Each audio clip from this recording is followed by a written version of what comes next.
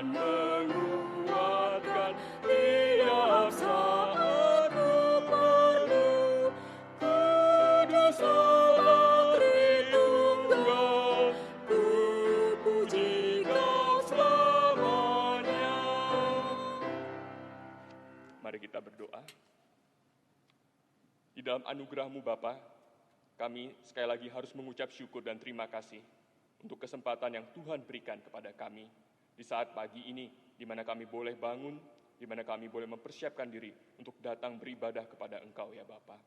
Kami percaya dan kami yakin ini bukan suatu kebetulan bagi kami boleh berdiri di hadapan-Mu pada saat ini, tapi ini merupakan suatu anugerah yang Engkau boleh berikan kepada umat-Mu untuk boleh beribadah bersama-sama.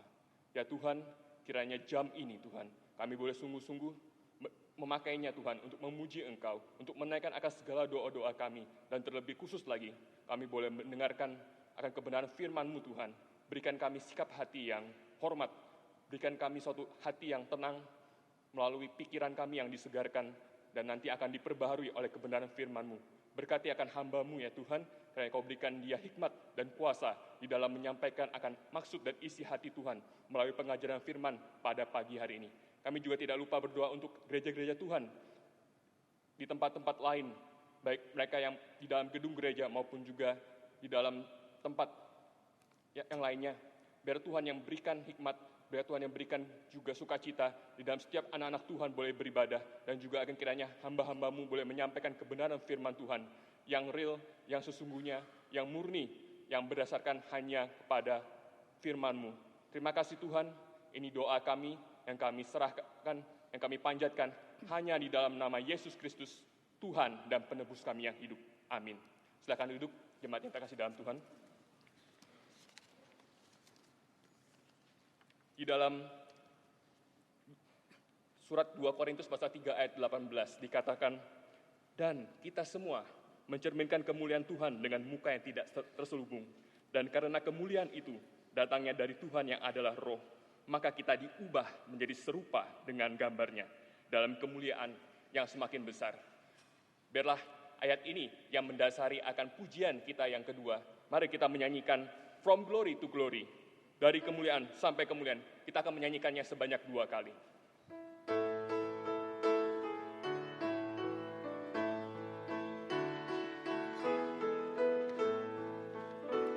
From glory to glory He's changing me, changing me, changing me. His likeness and image to perfect in me. The love of God shown to the world. For He's changing, changing me from earthly things to the heavenly. His likeness and image to perfect in me. The love of God shown to the world. Sekali lagi kita nyanyikan.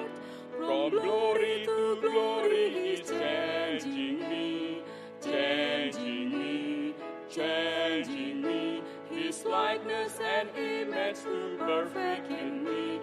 The love of God shown to the world, for He's changing me from earthly things to the heavenly. His likeness and image to perfect in me. The love of God shown to the world. Mari jemaat Tuhan, kita masuk ke dalam bacaan pertanggapan kita pada pagi ini yang diambil dari kitab Lukas pasal yang ke-7 ayat yang 36 sampai dengan 50. Kita akan membacanya secara bergantian.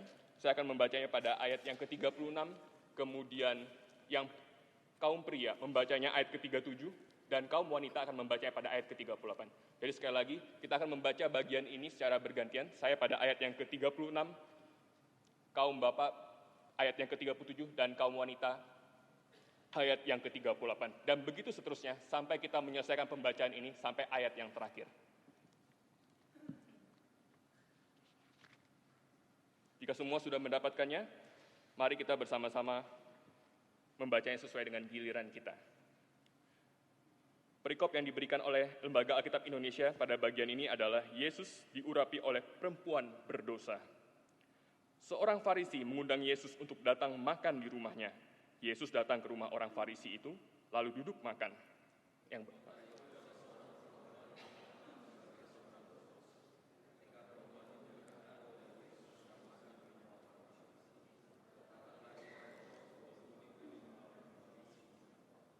Wanita. Sambil menangis, ia pergi berdiri di belakang Yesus dekat kakinya, lalu membasahi kakinya itu dengan air matanya dan menyekanya dengan rambutnya. Kemudian ia mencium kakinya dan meminyakinya dengan minyak wangi itu. Ketika orang Farisi yang mengundang Yesus melihat hal itu, ia berkata dalam hatinya, jika ia ini nabi, tentu ia tahu siapakah dan orang apakah perempuan yang menjamahnya ini. Tentu ia tahu bahwa perempuan itu adalah seorang berdosa.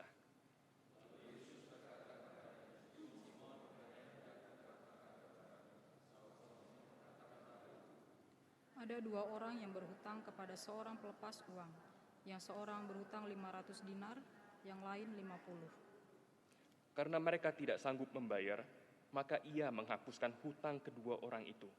Siapakah di antara mereka yang akan terlebih mengasihi dia?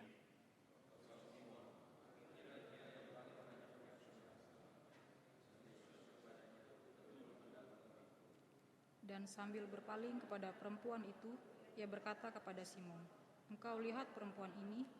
Aku masuk ke rumahmu, namun engkau tidak memberikan aku air untuk membasuh kakiku.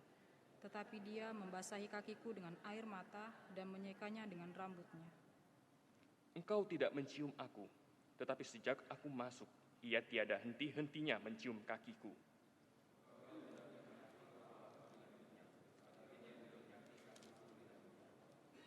Sebab itu aku berkata kepadamu, dosanya yang banyak itu telah diampuni, sebab ia telah berbuat. Tetapi orang yang sedikit diampuni, sedikit juga ia berbuat kasih. Lalu ia berkata kepada perempuan itu, dosamu telah diampuni.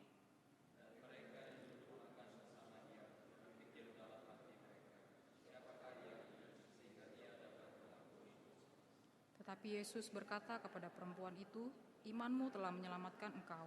Pergilah dengan selamat. Baik, kita sudah menyelesaikan akan pembacaan firman Tuhan pada pagi ini. Kita bisa melihat dalam perikop ini bahwa Tuhan Yesus datang ke rumah seorang Farisi yang bernama Simon. Saat sedang makan-makan, datanglah seorang perempuan yang dikatakan di sini adalah perempuan yang berdosa, yang melayani Tuhan Yesus Kristus melebihi daripada apa yang dilakukan oleh sang tuan rumah, yaitu Simon. Mengapa hal ini bisa terjadi? Maka jawabannya seperti yang kita telah baca tadi di ayat 47, bahwa orang yang sadar dosanya banyak dan sudah diampuni Tuhan akan banyak berbuat kasih.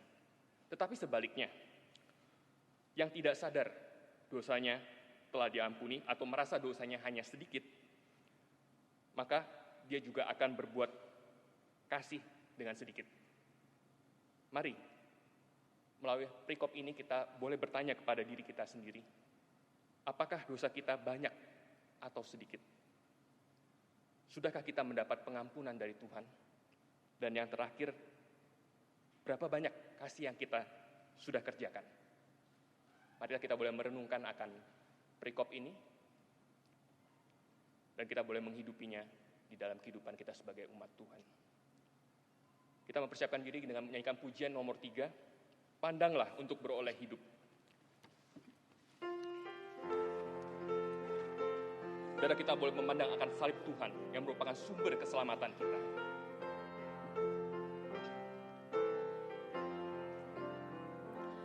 Karena percaya Yesus yang tersalib, dapat kamu beroleh selamat. Pandanglah Tuhan dan datang kepadanya, yang mati gantikan yang sesat.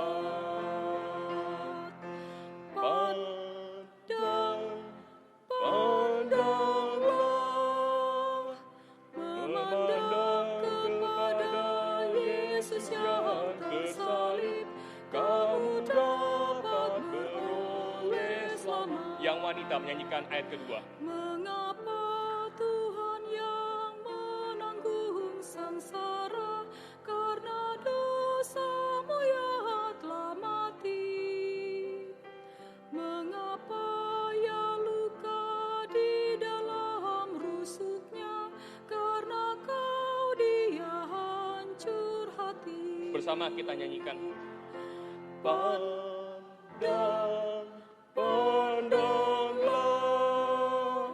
memandang kepada Yesus yang tersalib, kamu dapat beroleh selamat. Ayat ketiga, pria.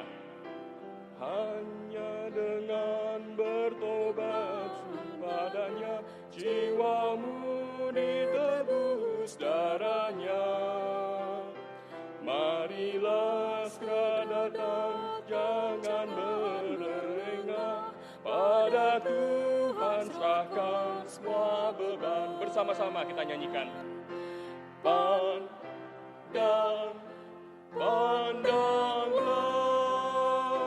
memandang kepada Yesus yang tersalib, kamu dapat beroleh selamat. Selamat pagi, selamat beribadah kepada jemaat Tuhan yang terkasih dalam Tuhan. Kita mengucap syukur untuk pagi yang Tuhan sudah berikan kepada kita, dan terlebih khusus lagi jika ada jemaat Tuhan yang baru pertama kali datang beribadah kepada tempat ini.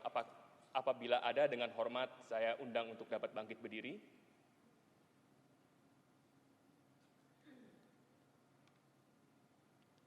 Ya, jika belum ada, kita masuk ke dalam warta gereja pada pagi hari ini. Saya akan menekankan beberapa poin pengumuman seperti yang sudah tertera di dalam warta yang kita sudah terima pada pagi ini, yaitu di berita seputar gerakan Reform Injili. Yang pertama, kelas katekisasi. Kelas katekisasi akan dibuka pada minggu depan, tepatnya pada tanggal 13 Agustus. Jemaat yang ingin dilayani baptisan dewasa, CD, dan atestasi harus atau wajib mengikuti kelas katekisasi ini terlebih dahulu. Dan pendaftarannya bisa langsung kepada Bapak Haryanto Sunarwan alias Bapak Afong. Kemudian yang kedua, kita memperhatikan poin yang kedua, yaitu seminar khusus GRI Samarinda. Ini akan diadakan pada tanggal 17 dan 18 dengan tema Kemerdekaan Sejati Menjadi Warga Kerajaan Allah. Pada tanggal 17 Agustus atau bertepatan dengan Hari Kemerdekaan, itu seminar akan diadakan pada jam 4 sore. Jam 4 sore, ada biaya kontribusinya yang umum 40.000 dan yang pelajar dan mahasiswa hanya 25.000 saja. Kemudian pada tanggal 18 Agustusnya, paginya itu ada kelas khusus judulnya Hakim-Hakim Masa Transisi Menuju Kerajaan. Itu diadakan pada jam 8 sampai jam 12 WITA. Ada kontribusi juga di situ sebesar 30.000. Dan malamnya pada tanggal 18 Agustus tersebut akan dilanjutkan dengan kelas seminar khusus pada jam 7 malam sampai dengan selesai. Kontribusinya adalah persembahan harap kita dapat memperhatikan akan kegiatan pada tanggal 17 dan 18 ini dengan pembicaranya adalah Ibu Vikaris Inawati Teddy dari Jakarta yang akan mengajar kita akan kebenaran firman Tuhan yang sangat-sangat dalam dan sangat melimpah ini. Mari yang ketiga kita memperhatikan juga bahwa gereja kita akan memperingati ibadah syukur GRI Samarinda yang ke-13, yaitu pada tanggal 20 Agustus atau tepatnya 2 minggu daripada hari Minggu ini. Dengan tema Gereja dan Kerajaan Allah. Pembicaranya adalah Bapak Pendeta Ivan Kristiono, langsung dari GRI Pusat, Jakarta. Harap jemaat dapat memperhatikannya, dan mari kita siapkan hati dan waktu untuk mengajak rekan-rekan kita beribadah bersama-sama. Saatnya kita untuk mempersiapkan diri untuk bangkit berdiri pada saat ini. Kita akan masuk ke dalam pokok-pokok doa kita. Tetapi mari kita sebelum kita masuk dalam doa syafaat, kita bersama-sama mengambil waktu hening sejenak di hadapan Tuhan. Mari kita sama-sama merenungkan akan diri kita di hadapannya, akan segala pelanggaran, dosa, dan juga kesalahan kita di hadapannya. Kita memohon atas pengampunan kepada Tuhan, kita memohon perkenanan daripada Tuhan, agar kita boleh dilayakan, agar kita boleh kembali disucikan sebagai anak-anak Tuhan. Mari kita mengambil waktu sejenak untuk berdoa. Bapa di surga, kami sekali lagi Tuhan, merendahkan diri kami di hadapan kami yang tidak layak ini, kami yang sungguh jauh dari kata sempurna ini, menyadari kehidupan kami sebagai orang-orang yang sudah ditebus dan diselamatkan Tuhan.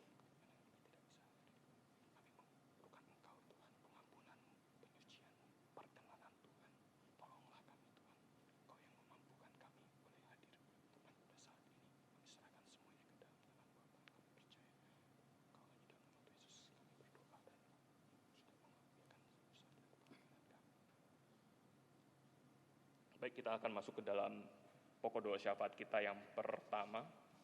Yang pertama kita berdoa untuk seminar khusus dengan tema kemerdekaan sejati menjadi warga kerajaan Allah yang akan diadakan pada tanggal 17 dan 18 Agustus.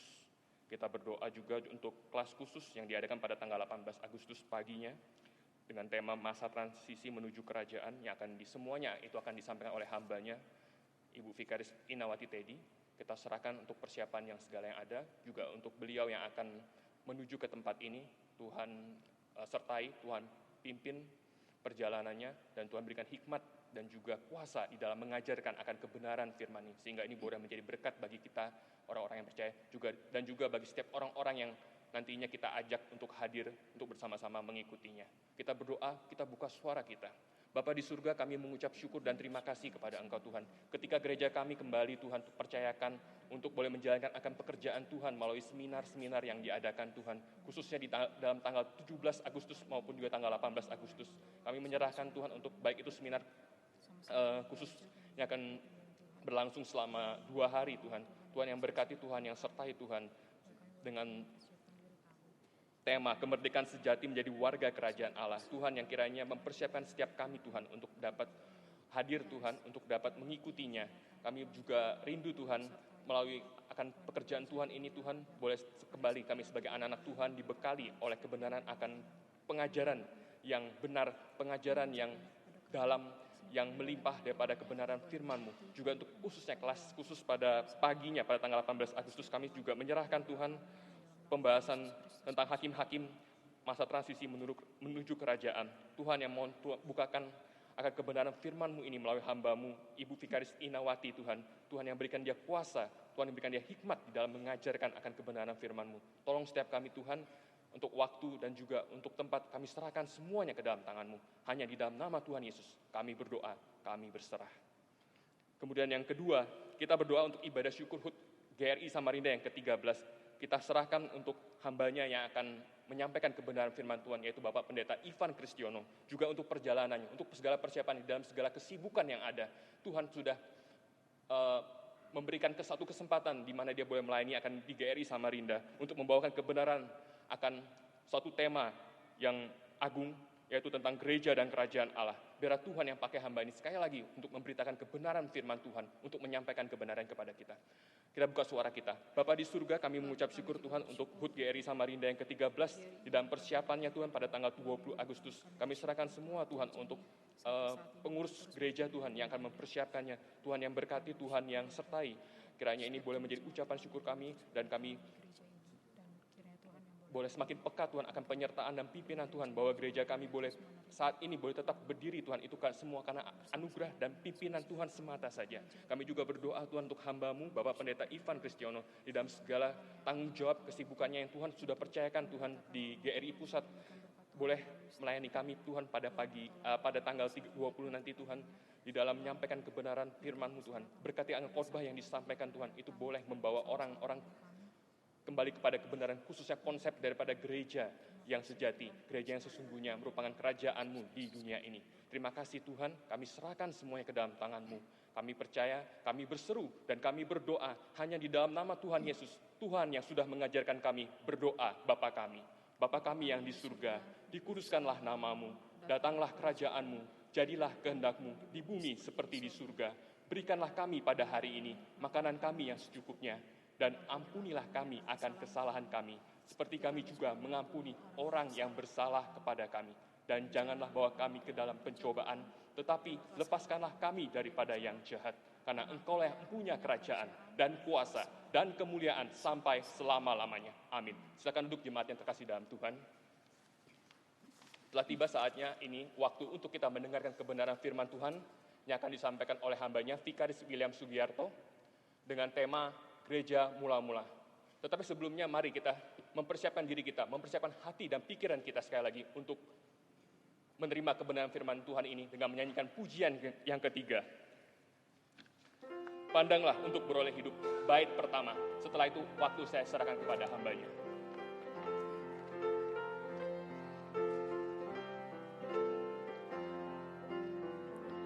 Karena percaya Yesus yang tersalib, dapat kamu beroleh selamat. Pandanglah Tuhan dan datang kepadanya, Ia mati gantikan yang sesat. Pandanglah, memandang kepada Yesus yang tersalib, kamu dapat beroleh selamat. Selamat pagi Bapak Ibu Jemaat sekalian. Pagi.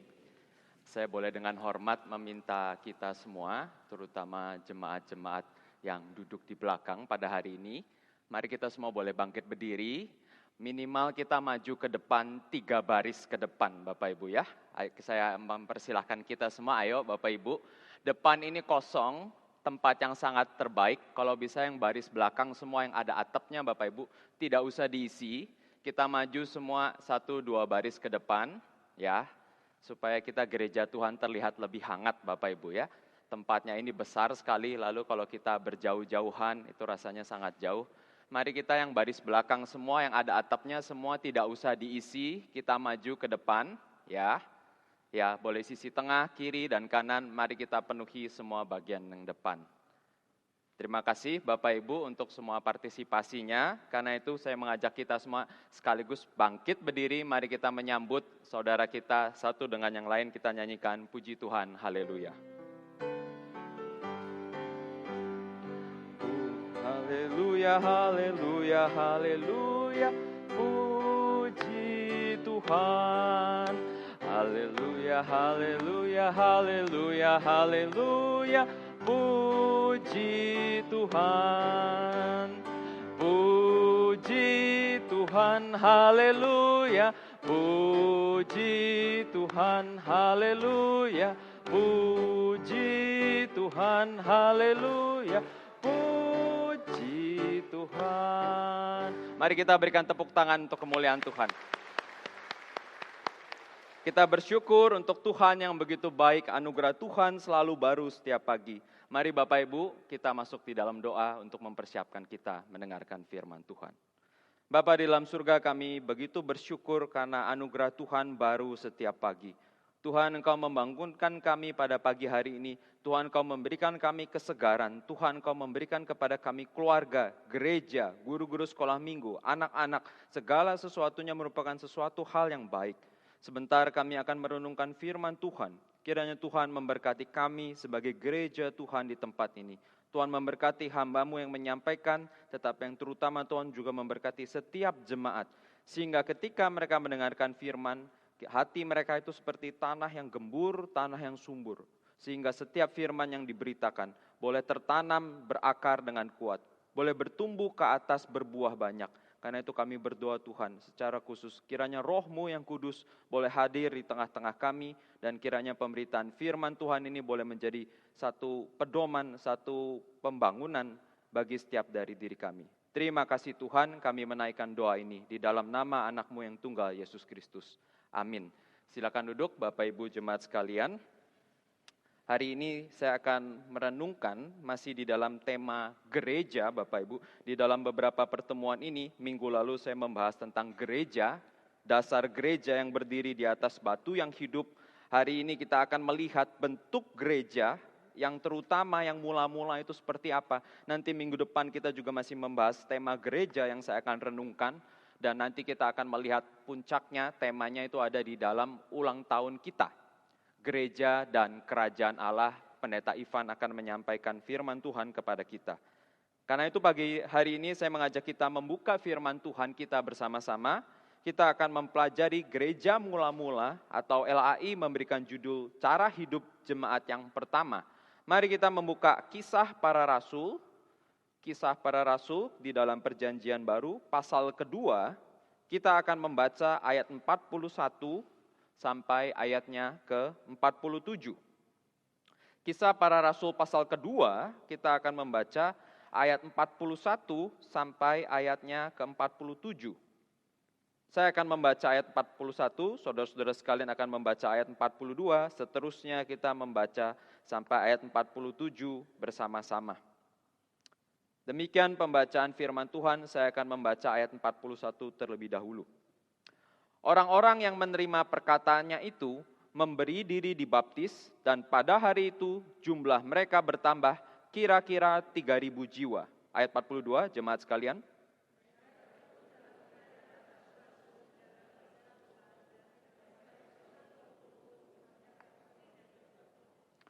Maka ketakutanlah mereka semua, sedang rasul-rasul itu mengadakan banyak mujizat dan tanda.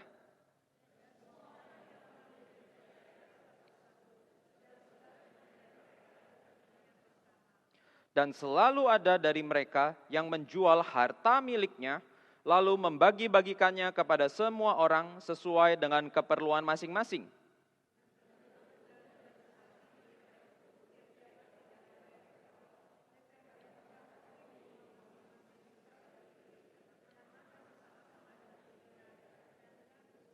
Ayat 47 mari kita baca bersama-sama.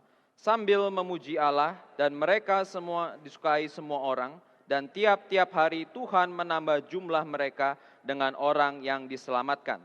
Sampai sini pembacaan firman Tuhan kita. Kita bersyukur Bapak Ibu Saudara sekalian bahwa ini adalah perikop yang biasanya dikenal sebagai hari Pentakosta. Nah, cuman hari ini saya tidak berfokus kepada hari Pentakosta, saya justru berfokus kepada kehidupan jemaat setelah hari Pentakosta. Makanya judulnya, temanya hari ini adalah gereja mula-mula. Kita mesti melihat, kita mesti mengingat ya bahwa Petrus sebelumnya berkhotbah dengan demikian luar biasa dan pada hari itu 3.000 orang bertobat. Wah, ini KKR besar Bapak Ibu, 3.000 orang langsung bertobat karena khotbahnya Petrus. Tetapi pertanyaan penting selanjutnya yang kita harus pikirkan adalah, apa yang mereka lakukan justru setelah peristiwa tersebut? Apa yang mereka lakukan setelah adanya kebangunan rohani yang luar biasa?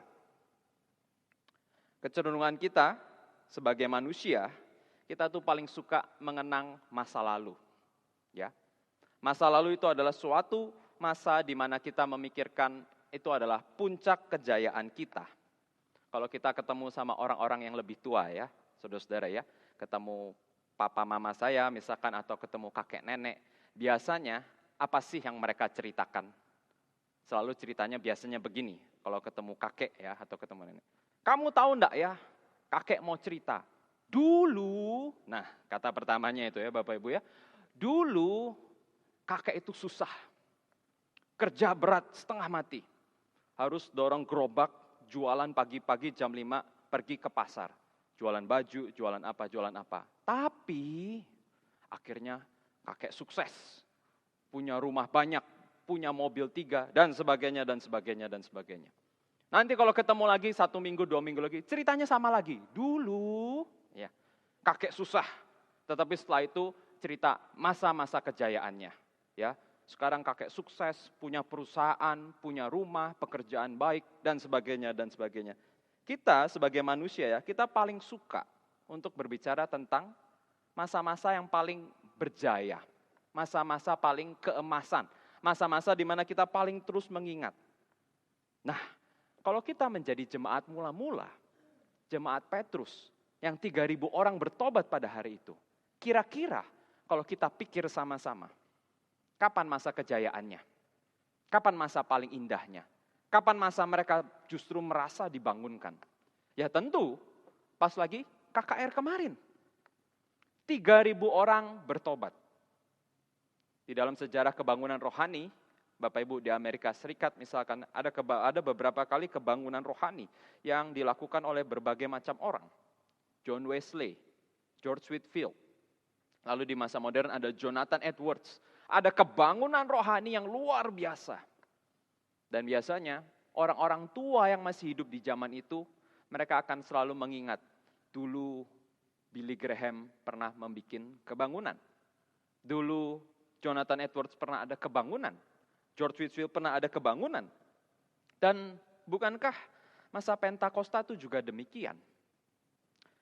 Mungkin masa-masa mereka itu semua menjadi terlena. Masa-masa mereka semua mengingat itu adalah masa yang indah. Kenapa mereka bisa berpikir demikian? Bayangkan ya, awalnya para rasul yang berkumpul itu dianggap sebagai orang yang mabuk. Siang-siang hari mabuk. Karena apa? Karena mereka berkhotbah, Petrus berkhotbah dengan suara yang kencang. Pada hari itu kalau dikatakan 3.000 jemaat bertobat, berarti kalau kita anggaplah kali 2, Bapak Ibu, kali 2, anggaplah jemaat hari itu 6.000, ya, 50% bertobat, itu sudah satu hal yang luar biasa. Berarti itu crowds-nya itu sangat-sangat besar. Kita baru Kapin kota pertama kemarin yang paling banyak itu hanya sekitar 4.000, Bapak Ibu, nanti kita kalau lihat fotonya. Tapi mungkin crowds pada waktu itu jauh lebih besar. Petrus berkhotbah tanpa ada speaker. Petrus berkhotbah, saya kalau tidak ada speaker suaranya ini tidak sampai ya. Tanpa ada speaker tuh tapi ribuan orang mendengar. Dan Petrus berkhotbah itu dengan keras sekali. Dia khotbahkan apa? Kamu semua tahu ya, ada anak Allah Yesus yang diserahkan oleh menurut kamu. Kamu salibkan dia, kamu bunuh dia. Tetapi Allah membangkitkan dia. Khotbah KKR bukan? Khotbah menyatakan Yesus Kristus yang tersalib. Dan pada ayat 38 Petrus berkata, bertobatlah kamu, hendaklah kamu masing-masing memberi dirimu dibaptis untuk pengampunan dosamu. Nah saudara-saudara sekalian, tetapi menarik setelah peristiwa besar gempar luar biasa itu, yang kita baca tadi, Kisah Para Rasul 2 ayat 41-47, itu mencatat setelahnya. Apa yang dilakukan oleh jemaat? Mereka melakukan apa? Dan itu yang ingin kita pelajari hari ini. Akan menjadi godaan yang sangat besar, saudara-saudara ya, kalau mereka itu selalu melihat yang lalu. Akan menjadi godaan yang besar kalau mereka selalu mengingat, oh bagaimana para rasul itu dikuasai oleh Roh Kudus. Dan mereka berbicara menurut bahasa mereka masing-masing. Mungkin mereka bisa merasakan demikian, mungkin mereka berdoa bisa demikian ya. Oh Tuhan, tolong bekerja seperti ketika Engkau bekerja di hari Pentakosta. Nyatakan mujizat-Mu. Tapi saudara-saudara, kalau kita melihat, apakah benar demikian? Apakah itu hal yang didoakan oleh jemaat-jemaat pertama? Jawabannya tidak. Tidak ada satupun kita melihat mereka merindu-rindukan, mereka pengen melihat ada mujizat lagi, mereka ingin melihat ada bahasa lidah lagi, mereka pengen melihat ada KKR besar lagi. Saya tahu itu suatu hal yang penting dan kita harus doakan Bapak Ibu. Tapi kita melihat bahwa Alkitab selanjutnya justru menyatakan sesuatu hal yang lebih penting. Apa yang mereka lakukan? Mari kita baca sama-sama sekali lagi Bapak Ibu. Ayat 42. Ya, Kisah Para Rasul pasal 2 ayat 42. Mari kita baca satu ayat ini bersama-sama. 1, 2, 3. Mereka bertekun dalam pengajaran rasul-rasul dan dalam persekutuan, dan mereka selalu berkumpul untuk memecahkan roti dan berdoa. Bertekun. Bertekun di dalam apa, saudara-saudara? Di dalam pengajaran para rasul. Para jemaat yang baru bertobat, para jemaat yang jumlahnya 3.000 orang itu. Mereka bukan memikirkan yang lalu-lalu, mereka bukan memikirkan pengen ada yang terjadi seperti yang di masa lampau. Tidak, mereka justru bertekun di dalam firman Tuhan. Kata-kata bertekun ini menarik, Bapak Ibu. Kata-kata bertekun ini menarik. Karena kata aslinya itu bisa diartikan sebagai engkau mengabdikan diri. Engkau menyerahkan diri, engkau devote ya, engkau merenungkan pengajaran firman itu.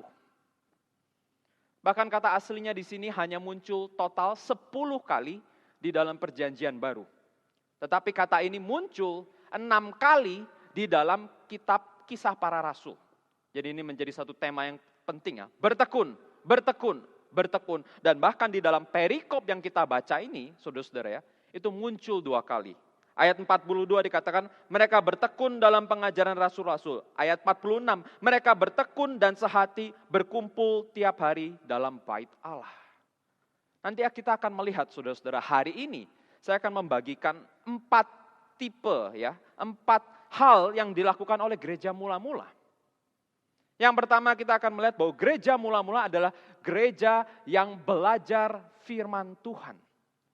Learning church. Gereja yang belajar. Nanti kedua kita akan melihat itu gereja ini adalah gereja yang mengasihi. Gereja yang loving church. Karena apa? Karena mereka mengasihi, bersekutu satu dengan yang lainnya. Mereka mengasihi satu dengan yang lainnya. Bahkan milik mereka pun menjadi milik bersama.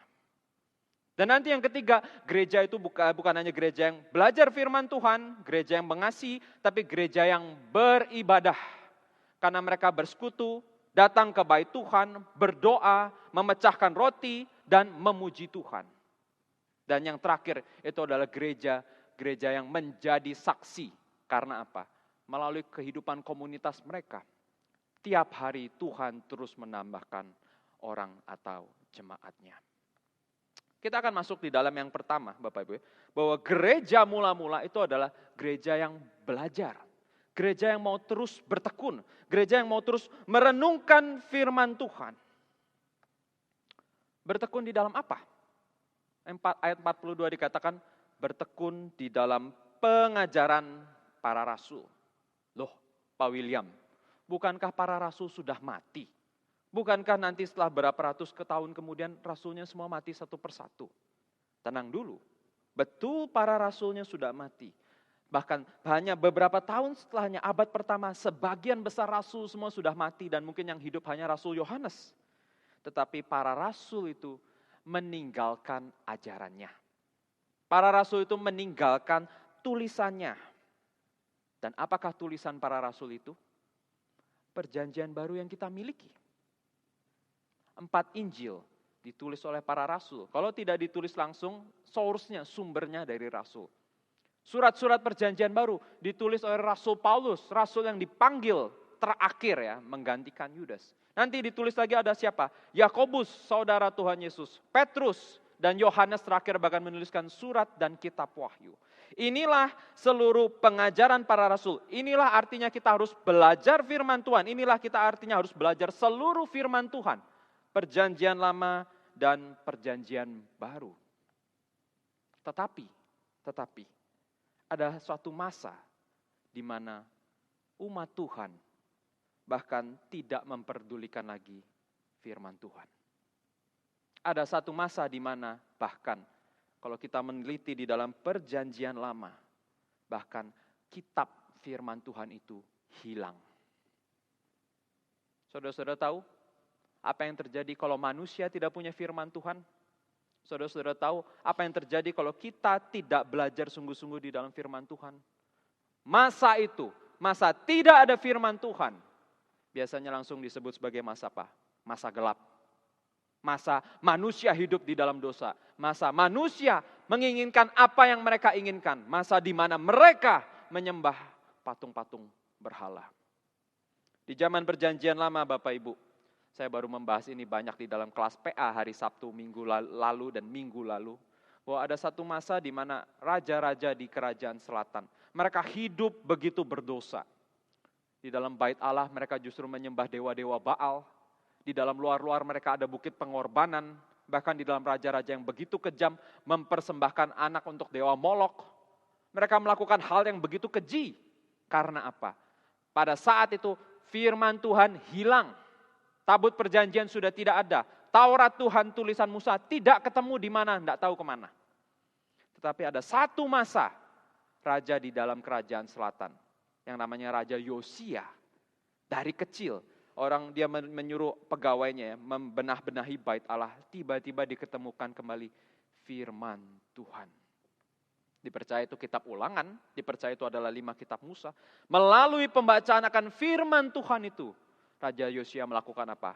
Reformasi perubahan besar-besaran. Sebagai raja dia mengajak seluruh jemaatnya untuk bertobat. Sebagai raja dia menyuruh ada ahli Taurat bacakan firman Tuhan itu supaya semua rakyat mendengar. Dan dia mengadakan perubahan yang besar.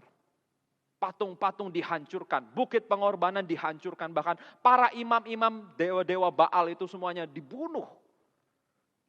Tetapi ada reformasi. Reformasi besar-besaran, seluruh orang bertobat kembali kepada Tuhan. Kembali diadakan bahkan institusi perjamuan kudus Paskah. Mereka masih makan Paskah yang sudah lama hilang. Firman Tuhan membawa orang kembali kepada Tuhan. Tidak ada firman Tuhan, hidup semakin gelap dan tidak ada harapan. Selain di dalam masa kerajaan Raja Yosia, ada satu lagi masa, saudara-saudara, kalau kita melihat, yaitu apa? Hanya dipisahkan kalau Alkitab kita itu cuma 1 lembar saja. Yaitu masa kitab terakhir Maleaki dan balik 1 halaman langsung tiba-tiba Alkitab kita perjanjian baru. Jaraknya, Bapak Ibu, bukan 1 halaman. Jaraknya itu 400 tahun tanpa firman Tuhan. Maka masa itu disebut masa sebagai masa antara, intertestament. Atau bahkan masa itu sering sekali disebut sebagai masa gelap. Karena apa? Tuhan tidak menyatakan firman-Nya. Mereka semua kacau, mereka semua ada yang sudah kembali, tapi mereka semua ada yang terpecah belah, mereka semua tidak tahu apa yang mereka mau lakukan. Semua masa di mana firman Tuhan itu tidak diberitakan. Tuhan tidak menyatakan firman-Nya. Maka masa itu menjadi masa yang sulit. Maka itu menjadi masa yang sangat suram. Belum lama sejarah manusia kita. Itu ada masa-masa sebelum reformasi. Pra-reformasi.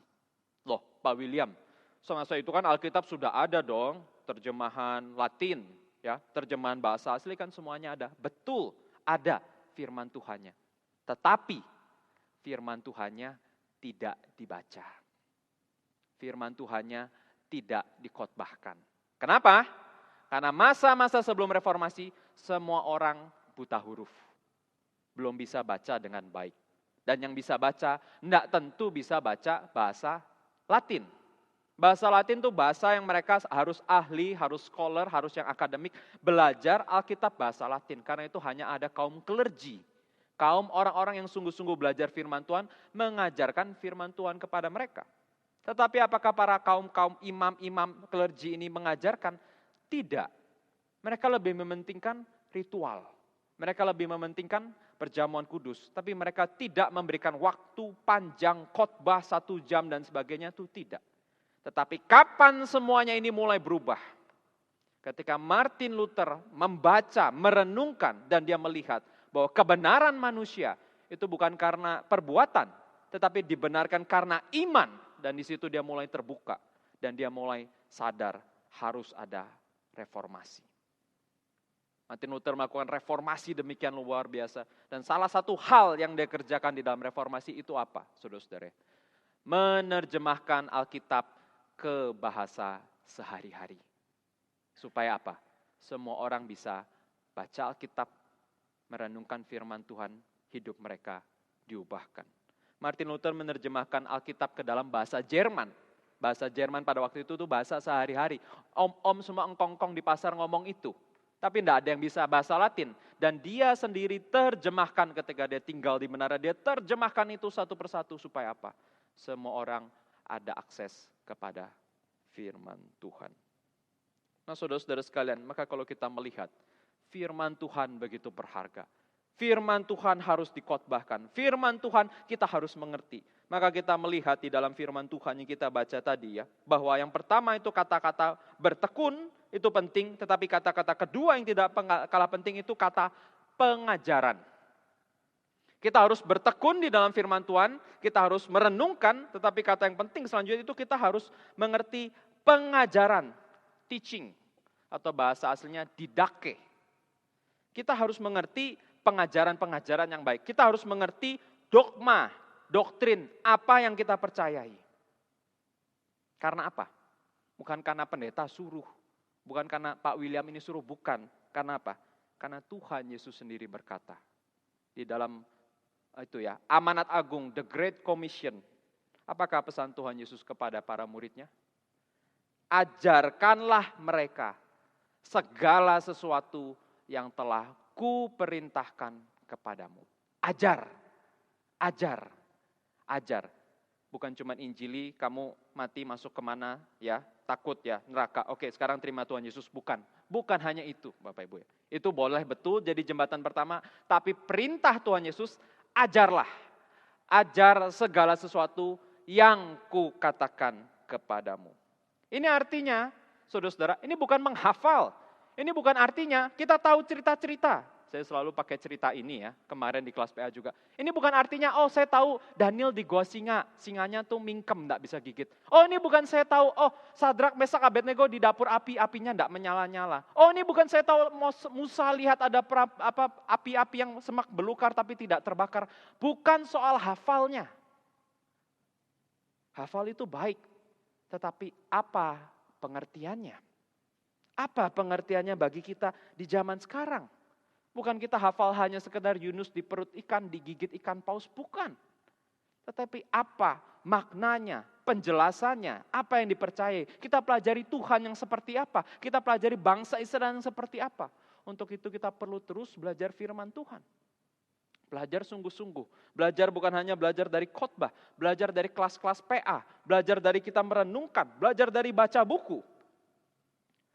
Maka itu saudara-saudara, kalau ada yang mengatakan ya, ada seorang atau alirannya mengatakan, oh ajaran itu enggak penting, dogma itu enggak penting. Maka saya bingung, dia dari mana? Asalnya dari mana? Alkitab mengajarkan ya, belajar, tekun bahkan ya, tekun di dalam pengajaran. Tuhan Yesus katakan, ajarilah. Kita dituntut, saudara-saudara, kita dituntut untuk mengetahui yang sebenar-benarnya. Bukan cuma kulitnya, bukan cuma tahu ceritanya. Kita dituntut mengetahui yang benar-benar benar itu yang seperti apa. Karena apa? Rasul Paulus pernah mengatakan dengan sangat keras ya, di dalam Galatia pasal pertama. Dia mengatakan demikian, tetapi sekalipun kami atau bahkan seorang malaikat dari surga, jikalau mereka memberitakan kepada kamu Injil yang lain, Injil yang berbeda, terkutuklah dia. Wah ini keras sekali. Tapi Paulus ngomong lagi di ayat 9. Sekali lagi kukatakan kepadamu, kalau ada orang yang ajalkan Injil yang berbeda, terkutuklah dia. Pertanyaan saya, tahu dari mana Injilnya beda? Tahu dari mana Injil yang benar? Dari pengajaran. Kalau Bapak Ibu enggak tahu, Bapak Ibu cuma dengar-dengar, maka nanti dengar penginjilannya itu kan yang tadi modal yang tadi saya katakan ya. Hey you, mati mau kemana? Neraka surga, neraka surga. Terima Tuhan Yesus, terima surga. Ini bukan Injil. Ini apa? Nanti itu versinya mereka apa? Percaya Tuhan karena enggak mau masuk neraka. Nanti ditanya lagi, surganya seperti apa? Oh kalau saya di sini punya uang cuma 10 juta, di surga 1 M. Wah, ini kacau balau semuanya. Apakah benar kita hidup di dalam dunia ini melayani Tuhan cuman supaya masuk surga? Itu bukankah kita seperti menganggap Tuhan itu seperti jalan atau medianya saja? Kita tidak menganggap Tuhan seperti Tuhan, kacau balau. Maka Paulus di sini katakannya, kamu harus tahu mana Injil yang sesungguhnya. Kamu harus tahu mana dogma yang benar. Kamu harus tahu mana ajaran yang sehat. Kalau enggak tahu, apapun juga saudara percaya. Waktu saya kecil ya saudara-saudara, itu apapun karena saya enggak belajar, enggak tahu, sukanya ikut KKR. Nanti ada satu hamba Tuhan yang terkenal tiba-tiba datang naik helikopter dan sebagainya, saya enggak ngerti begitu ya. Cuman promosinya itu ya, itu bisa sambil kopi, nanti tiba-tiba Tuhan ngomong sama dia gitu ya. Hari ini saya mau khotbah apa? Wih, hebat banget ini. Nabinya Tuhan, saya pikir diajak berbondong-bondong, ikut semuanya, percaya dan sebagainya. Lalu ternyata itu semuanya ngawur, tidak jelas. Akhirnya hamba Tuhan tersebut juga minta salah, bertobat. Kenapa? Uang jemaat semuanya diambil, naik helikopter, naik melakukan segala macam. Kenapa? Dulu saya bodoh. Dulu saya tidak tahu. Mana ajaran yang baik, mana ajaran yang sehat, mana ajaran yang benar. Kan itu saudara-saudara, kita semua harus belajar. Bukan cuma saya, bukan cuma pengurus, tapi semua jemaat Tuhan harus belajar firman Tuhan. Membedakan mana yang baik, mana yang benar, mana yang buruk, mana yang salah. Maka di sini saudara-saudara, jangan saudara pilih gereja ya saudara-saudara. Cuman karena begini saudara-saudara ya. Saya ke gereja karena apa? Oh, deket Pak William, 5 menit sampai. Saya pilih gereja kenapa? Oh, musiknya enak. Oh, saya pilih gereja kenapa? Diajak teman. Saya pilih gereja kenapa? Oh, di situ ada mujizat Pak. Datang ke sono semuanya sembuh. Oh, saya ke gereja kenapa? Karena ada bahasa roh, karena ada lain-lain, karena musiknya enak, karena sofanya enak, karena AC-nya enak. Semuanya itu remeh-temeh. Kalau tidak ada pun tidak ada apa-apa. Kalau tidak ada gedung pun tidak ada apa-apa. Minggu lalu saya katakan begitu ya. Karena apa? Yang penting ada firman Tuhan dikhotbahkan dengan serius, kebenaran itu dinyatakan, jemaat dibangunkan, di situ gereja Tuhan ada. Setuju Bapak Ibu? Ada amin? Kita mesti berdoa kepada Tuhan ya, bahwa gereja Tuhan yang sehat harus ada pengajaran firman Tuhan. Firman Tuhan yang baik, firman Tuhan yang dimana kita bisa belajar, firman Tuhan yang kita bisa bertumbuh melalui firman-Nya. Karena itu setiap hamba Tuhan dituntut mengajar firman Tuhan. Karena itu setiap hamba Tuhan harus dipersiapkan dengan baik. Karena itu setiap hamba Tuhan harus belajar mati-matian. Bukan sekolah 6 bulan selesai, itu les masak Bapak Ibu. Itu les jahit. Ya. Belajar jadi hamba Tuhan, belajar mati-matian. Belajar 4 tahun, 5 tahun, 6 tahun, saya sendiri belajar hampir 5 tahun. Itu pun belum cukup, masih banyak hamba-hamba Tuhan kita yang di pusat semuanya juga tahu. Belajar lagi, studi lagi lebih lanjut, karena apa? Kemarin saya cerita di kelas PA, ternyata kitab Daniel ditulisnya 2 bahasa. Bukan hanya harus ngerti bahasa Ibrani, harus ngerti bahasa Aramaik. Bahasa orang berbicara pada masa itu, pendeta Jack dari pusat belajar perjanjian lama, belajar lagi bahasa Aramaik, bahasa kapan tahu yang nggak ngerti, tapi harus belajar untuk mengerti firman Tuhan. Nggak main-main. Kita persiapan, kita studi, kita merenungkan, itu nggak main-main. Sampai ada seorang teolog berkata ya, sebuah gereja yang dipenuhi oleh Roh Kudus, itu selalu adalah gereja yang belajar firman Tuhan. Pentakosta itu peristiwa turunnya Roh Kudus, betul Bapak Ibu? Turunnya Roh Kudus, setelah itu apa yang terjadi? Mereka semua bertekun di dalam pengajaran firman Tuhan. Itulah orang-orang yang dipenuhi oleh Roh Kudus. Bukan yang aneh-aneh. Bukan yang melakukan hal-hal yang aneh-aneh, mujizat dan sebagainya, bukan. Karena itu pengajaran firman Tuhan sangat penting. Hamba Tuhan harus mempersiapkan dengan sangat baik, beritakan firman Tuhan sangat penting. Tetapi ada sesuatu yang aneh. Kenapa? Ketika misalkan sebuah khotbah yang sama, atau sebuah KKR yang besar, atau pendeta Stephen Tong datang memberitakan firman Tuhan yang luar biasa seperti Kapin kemarin, kok hasilnya beda? Kok setiap orang mendengarnya tidak sama? Kok ada yang datang bertobat sungguh-sungguh? Kok ada yang suam-suam kuku saja? Kok ada yang malah mengatakan, kapok ikut KKR Pak Tong, panas, di luar, kena hujan, kotor, nggak mau ikut lagi. Kok beda? Salah siapa? Salah pendeta Stephen Tong? Salah saya hamba Tuhannya? Bukan. Ya, firman Tuhan mengajarkan kalau firman Tuhan yang dikhotbahkan harus baik. Hamba Tuhan harus persiapan baik-baik. Dan ketika itu disampaikan dengan baik, ya saudara-saudara, itu setelah itu bukan lagi tanggung jawab hamba Tuhannya. Karena apa? Karena ada faktor lain. Tentunya ada faktor Tuhan di dalam sini ya, kalau bekerja di dalam hatinya. Tetapi menarik di dalam ajaran Tuhan Yesus. Tadi ingat ya, Amanat Agung mengajarkan Tuhan Yesus ajarkan apa yang diajarkan. Di dalam pengajaran Tuhan Yesus, di dalam satu perumpamaan, menjelaskan tentang hal ini. Yaitu perumpamaan yang disebut sebagai perumpamaan penabur. Saya tidak suka perumpamaan penabur ini ya. Karena bagi saya ini bukan perumpamaan penabur. Tapi ini perumpamaan benih dan tanah. Saya akan jelaskan kenapa benih dan tanah. Karena apa? Bukan soal penaburnya yang penting.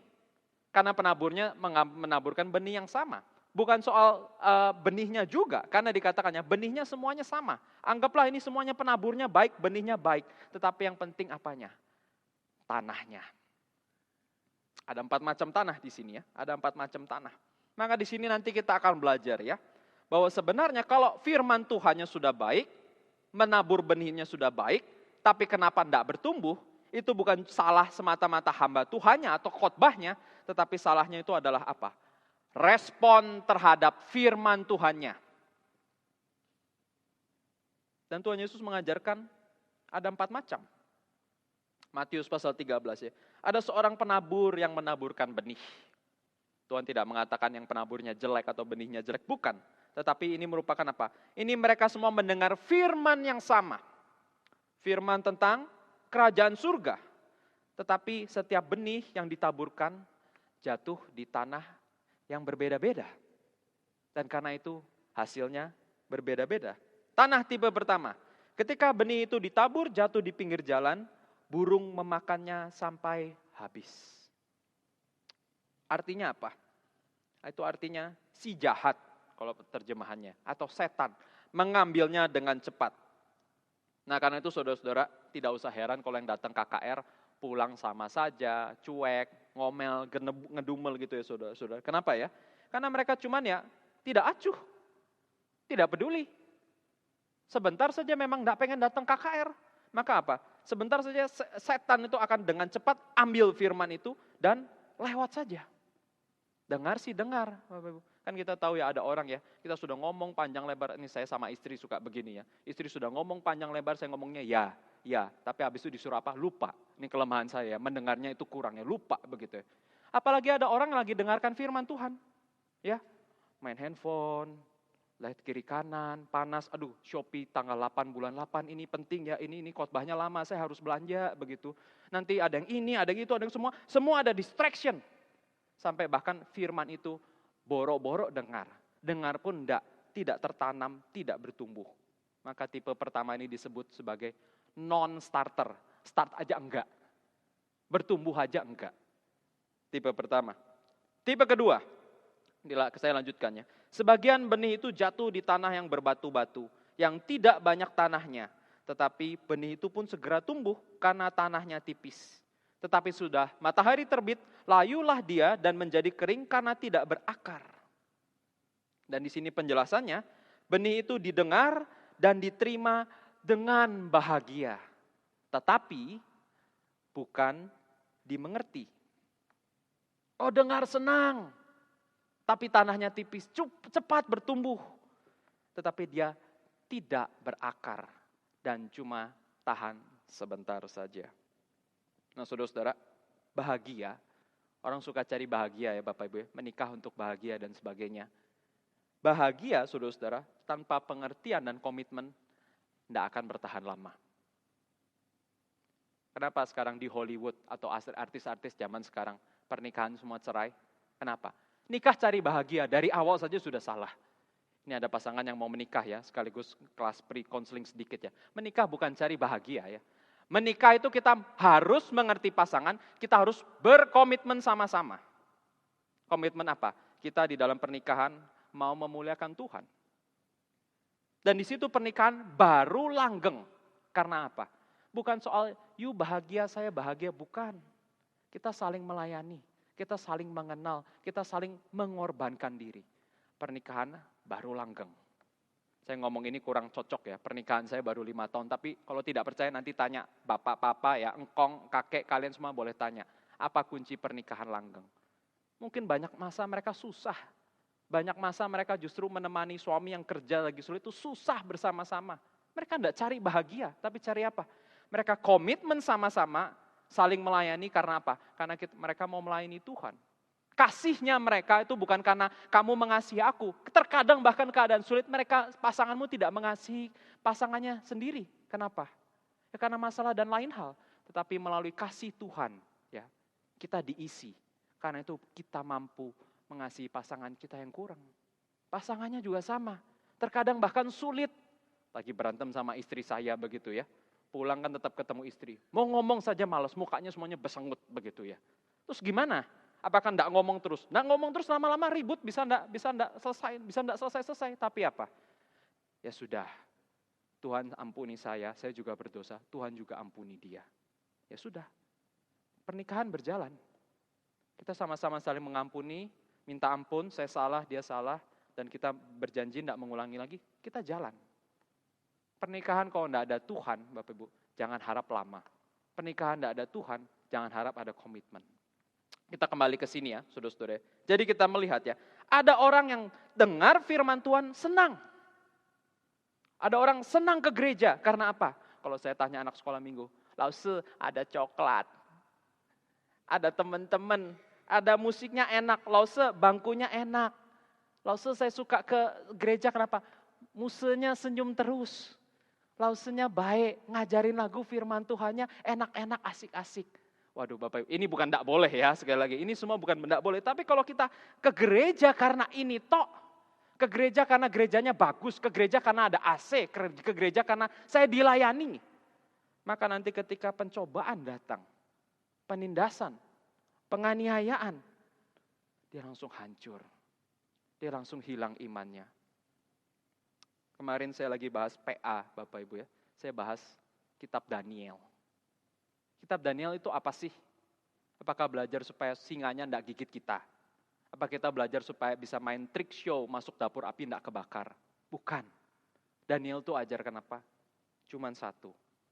Di dalam kesulitan, di dalam penderitaan. Kalau Tuhan berkehendak, Tuhan bisa bebaskan kamu. Di dalam kesulitan, di dalam penderitaan, tetap berpegang teguh pada iman kepada Tuhan. Tidak mudah goyah, tidak mudah patah, tidak mudah menyerah. Dia berakar dengan kuat. Dan Tuhan menyelamatkan mereka. Tidak selalu Tuhan menyelamatkan, tapi cerita Daniel itu cerita pengharapan. Karena mereka sudah dibuang di Babel. Apakah Tuhan tidak berkuasa di sini?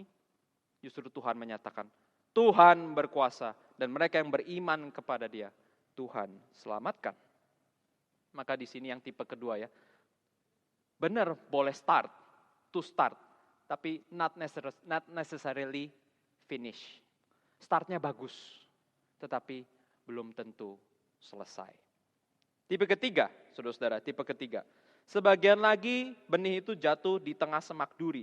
Lalu makin besarlah semak itu dan menghimpitnya sampai mati.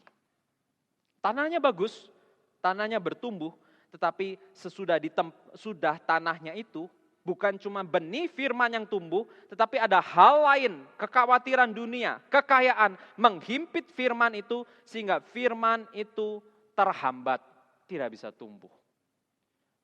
Orang-orang yang seperti tanah ketiga ini harusnya orang yang sangat baik, orang yang mengerti firman Tuhan, tetapi dia tidak bisa merelakan apa yang menjadi miliknya, dia tidak bisa membedakan prioritas mana yang penting, mana yang kurang penting. Ini seperti seorang pemuda yang kaya, yang pernah datang kepada Tuhan. Tuhan, apa yang harus kulakukan untuk mendapatkan hidup yang kekal? Yesus katakan, kerjakan firman Tuhan, kerjakan Taurat. Oh, saya sudah lakukan itu dari kecil. Hormat orang tua, perpuluhan dan sebagainya. Tuhan Yesus tahu apa yang ada di dalam hati orang muda kaya itu. Apa yang jadi berhala di dalam hatinya. Jualah semua yang kau miliki. Ikutlah aku. Apa reaksi pemuda itu? Dia dengan sedih meninggalkan Tuhan.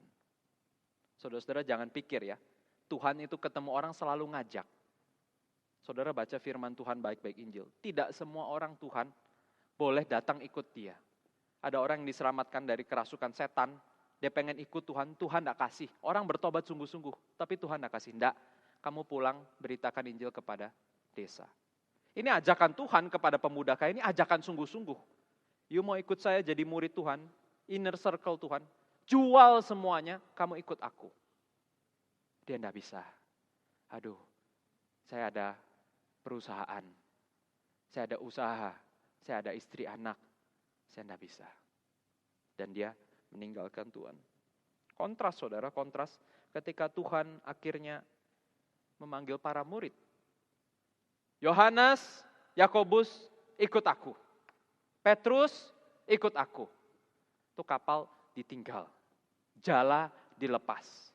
Dan Tuhan katakan apa? You semua penjala ikan, akan kujadikan kamu penjala manusia. Tahu mana yang penting, tahu mana yang prioritas, tahu mana di mana harus ikut Tuhan. Orang yang ketiga tidak bisa. Orang ketiga ini seringkali begini ya. Oh suka sama firman Tuhan, suka. Tetapi kalau disuruh pelayanan, nanti dulu deh ya. Saya masih muda, saya ada kerjaan, saya ingin karir saya tinggi. Saya ini lagi startup perusahaan. Tunggu saja nanti ketika saya sudah jadi opa-opa, oma-oma, boleh deh saya melayani Tuhan. Nah saudara-saudara sekalian, ini bukan artinya opa dan oma tidak boleh melayani Tuhan ya. Bukan maksud saya ke arah sana, tetapi maksudnya apa? Nanti dulu, Tuhan nantilah, kurang penting. Saya masih muda, karir saya harus menanjak tinggi dulu. Nanti kalau sudah kaya, saya kasih kok kepada Tuhan. Bapak Ibu ini semua omong kosong. Omong kosong. Karena apa? You sekarang lagi muda pun tidak mau ikut Tuhan, tidak mau berikan persembahan, tidak mau melayani Tuhan. Jangan harap you ada banyak, bisa masih kasih sama Tuhan. Nggak mungkin. Orang makin kaya, bukannya biasa orang makin kaya itu bukan tambah baik, tambah sombong, tambah pelit, itu dua. Saudara-saudara tahu paman Gober bebek ya, itu apa majalah saya pas kecil gitu ya. Kayaknya nggak karuan, punya gedung uang itu mungkin sebesar ini, tetapi bukan kosong, ini isinya koinnya tuh sampai atas, dia bisa berenang gitu ya, berenang di atas koin. Tapi nanti dia punya ponakan namanya Donald Bebek, mau minjem satu koin aja bisa dicekek. Ini sindiran ya, ini satir begitu ya, tapi ini menggambarkannya. Orang kaya modelnya begini, you makin kaya, justru lu malah makin pelit. Jangan lu ngomong nanti tunggu sudah tua atau sebelum mati sudah diranjang mati. Aku percaya Tuhan terima. Firman Tuhan katakan, ada yang masuk kerajaan surga, tetapi seperti orang yang habis terbakar. Tahu ya, habis terbakar, kebakaran, ketakutan. Jadi itu masuknya pas-pasan. Saudara mau ketemu Tuhan seperti habis kebakaran. Atau saudara mau ketemu Tuhan justru Tuhan katakan, baliklah kembali pelayan dan hambaku yang setia. Saya sih enggak mau, saudara-saudara. Saya enggak mau ketemu Tuhan, saya ketemu tergopoh-gopoh, kayak paksa baru masuk. Enggak, saya enggak mau. Hidup saya bukan untuk itu, sorry. Saya tidak mau mengejar yang seperti itu. Saya mau kejar hidup bagi Tuhan. Dan itu apa yang terjadi, saudara-saudara? Itulah yang terjadi di tanah yang keempat. Tanah yang seharusnya kita semua miliki. Tanah yang apa? Sebagian benih itu jatuh di tanah yang baik dan dia berbuah. Ada yang 100, ada yang 60, ada yang 30 kali lipat. Itu artinya apa, saudara-saudara? Orang itu mendengar firman Tuhan, menerima firman Tuhan, dan mengerti firman Tuhan. Maka firman itu, saudara-saudara, bertumbuh berakar ke bawah, kuat, dan dia ketika berakar kuat, dia ke atas berbuah lebat. Itulah yang kita inginkan. Itulah yang ingin kita doakan. Tuhan, ubah hati kami, supaya hati kami menjadi tanah yang subur, tanah yang gembur, sehingga ketika firman Tuhan disampaikan, berbuah berkali-kali lipat. Karena itu enggak usah heran, saudara-saudara, enggak usah heran. Ada orang ikut KKR Pak Tong ratusan kali, ada orang dengar khotbah Pak Tong setiap minggu, tetapi hidupnya begitu-begitu saja. Enggak bertobat, enggak bertumbuh, kasih persembahan sedikit atau kalau disuruh marah-marah, ada. Hidupnya enggak berubah, di rumah kasar, tetap jadi pemabuk, ya.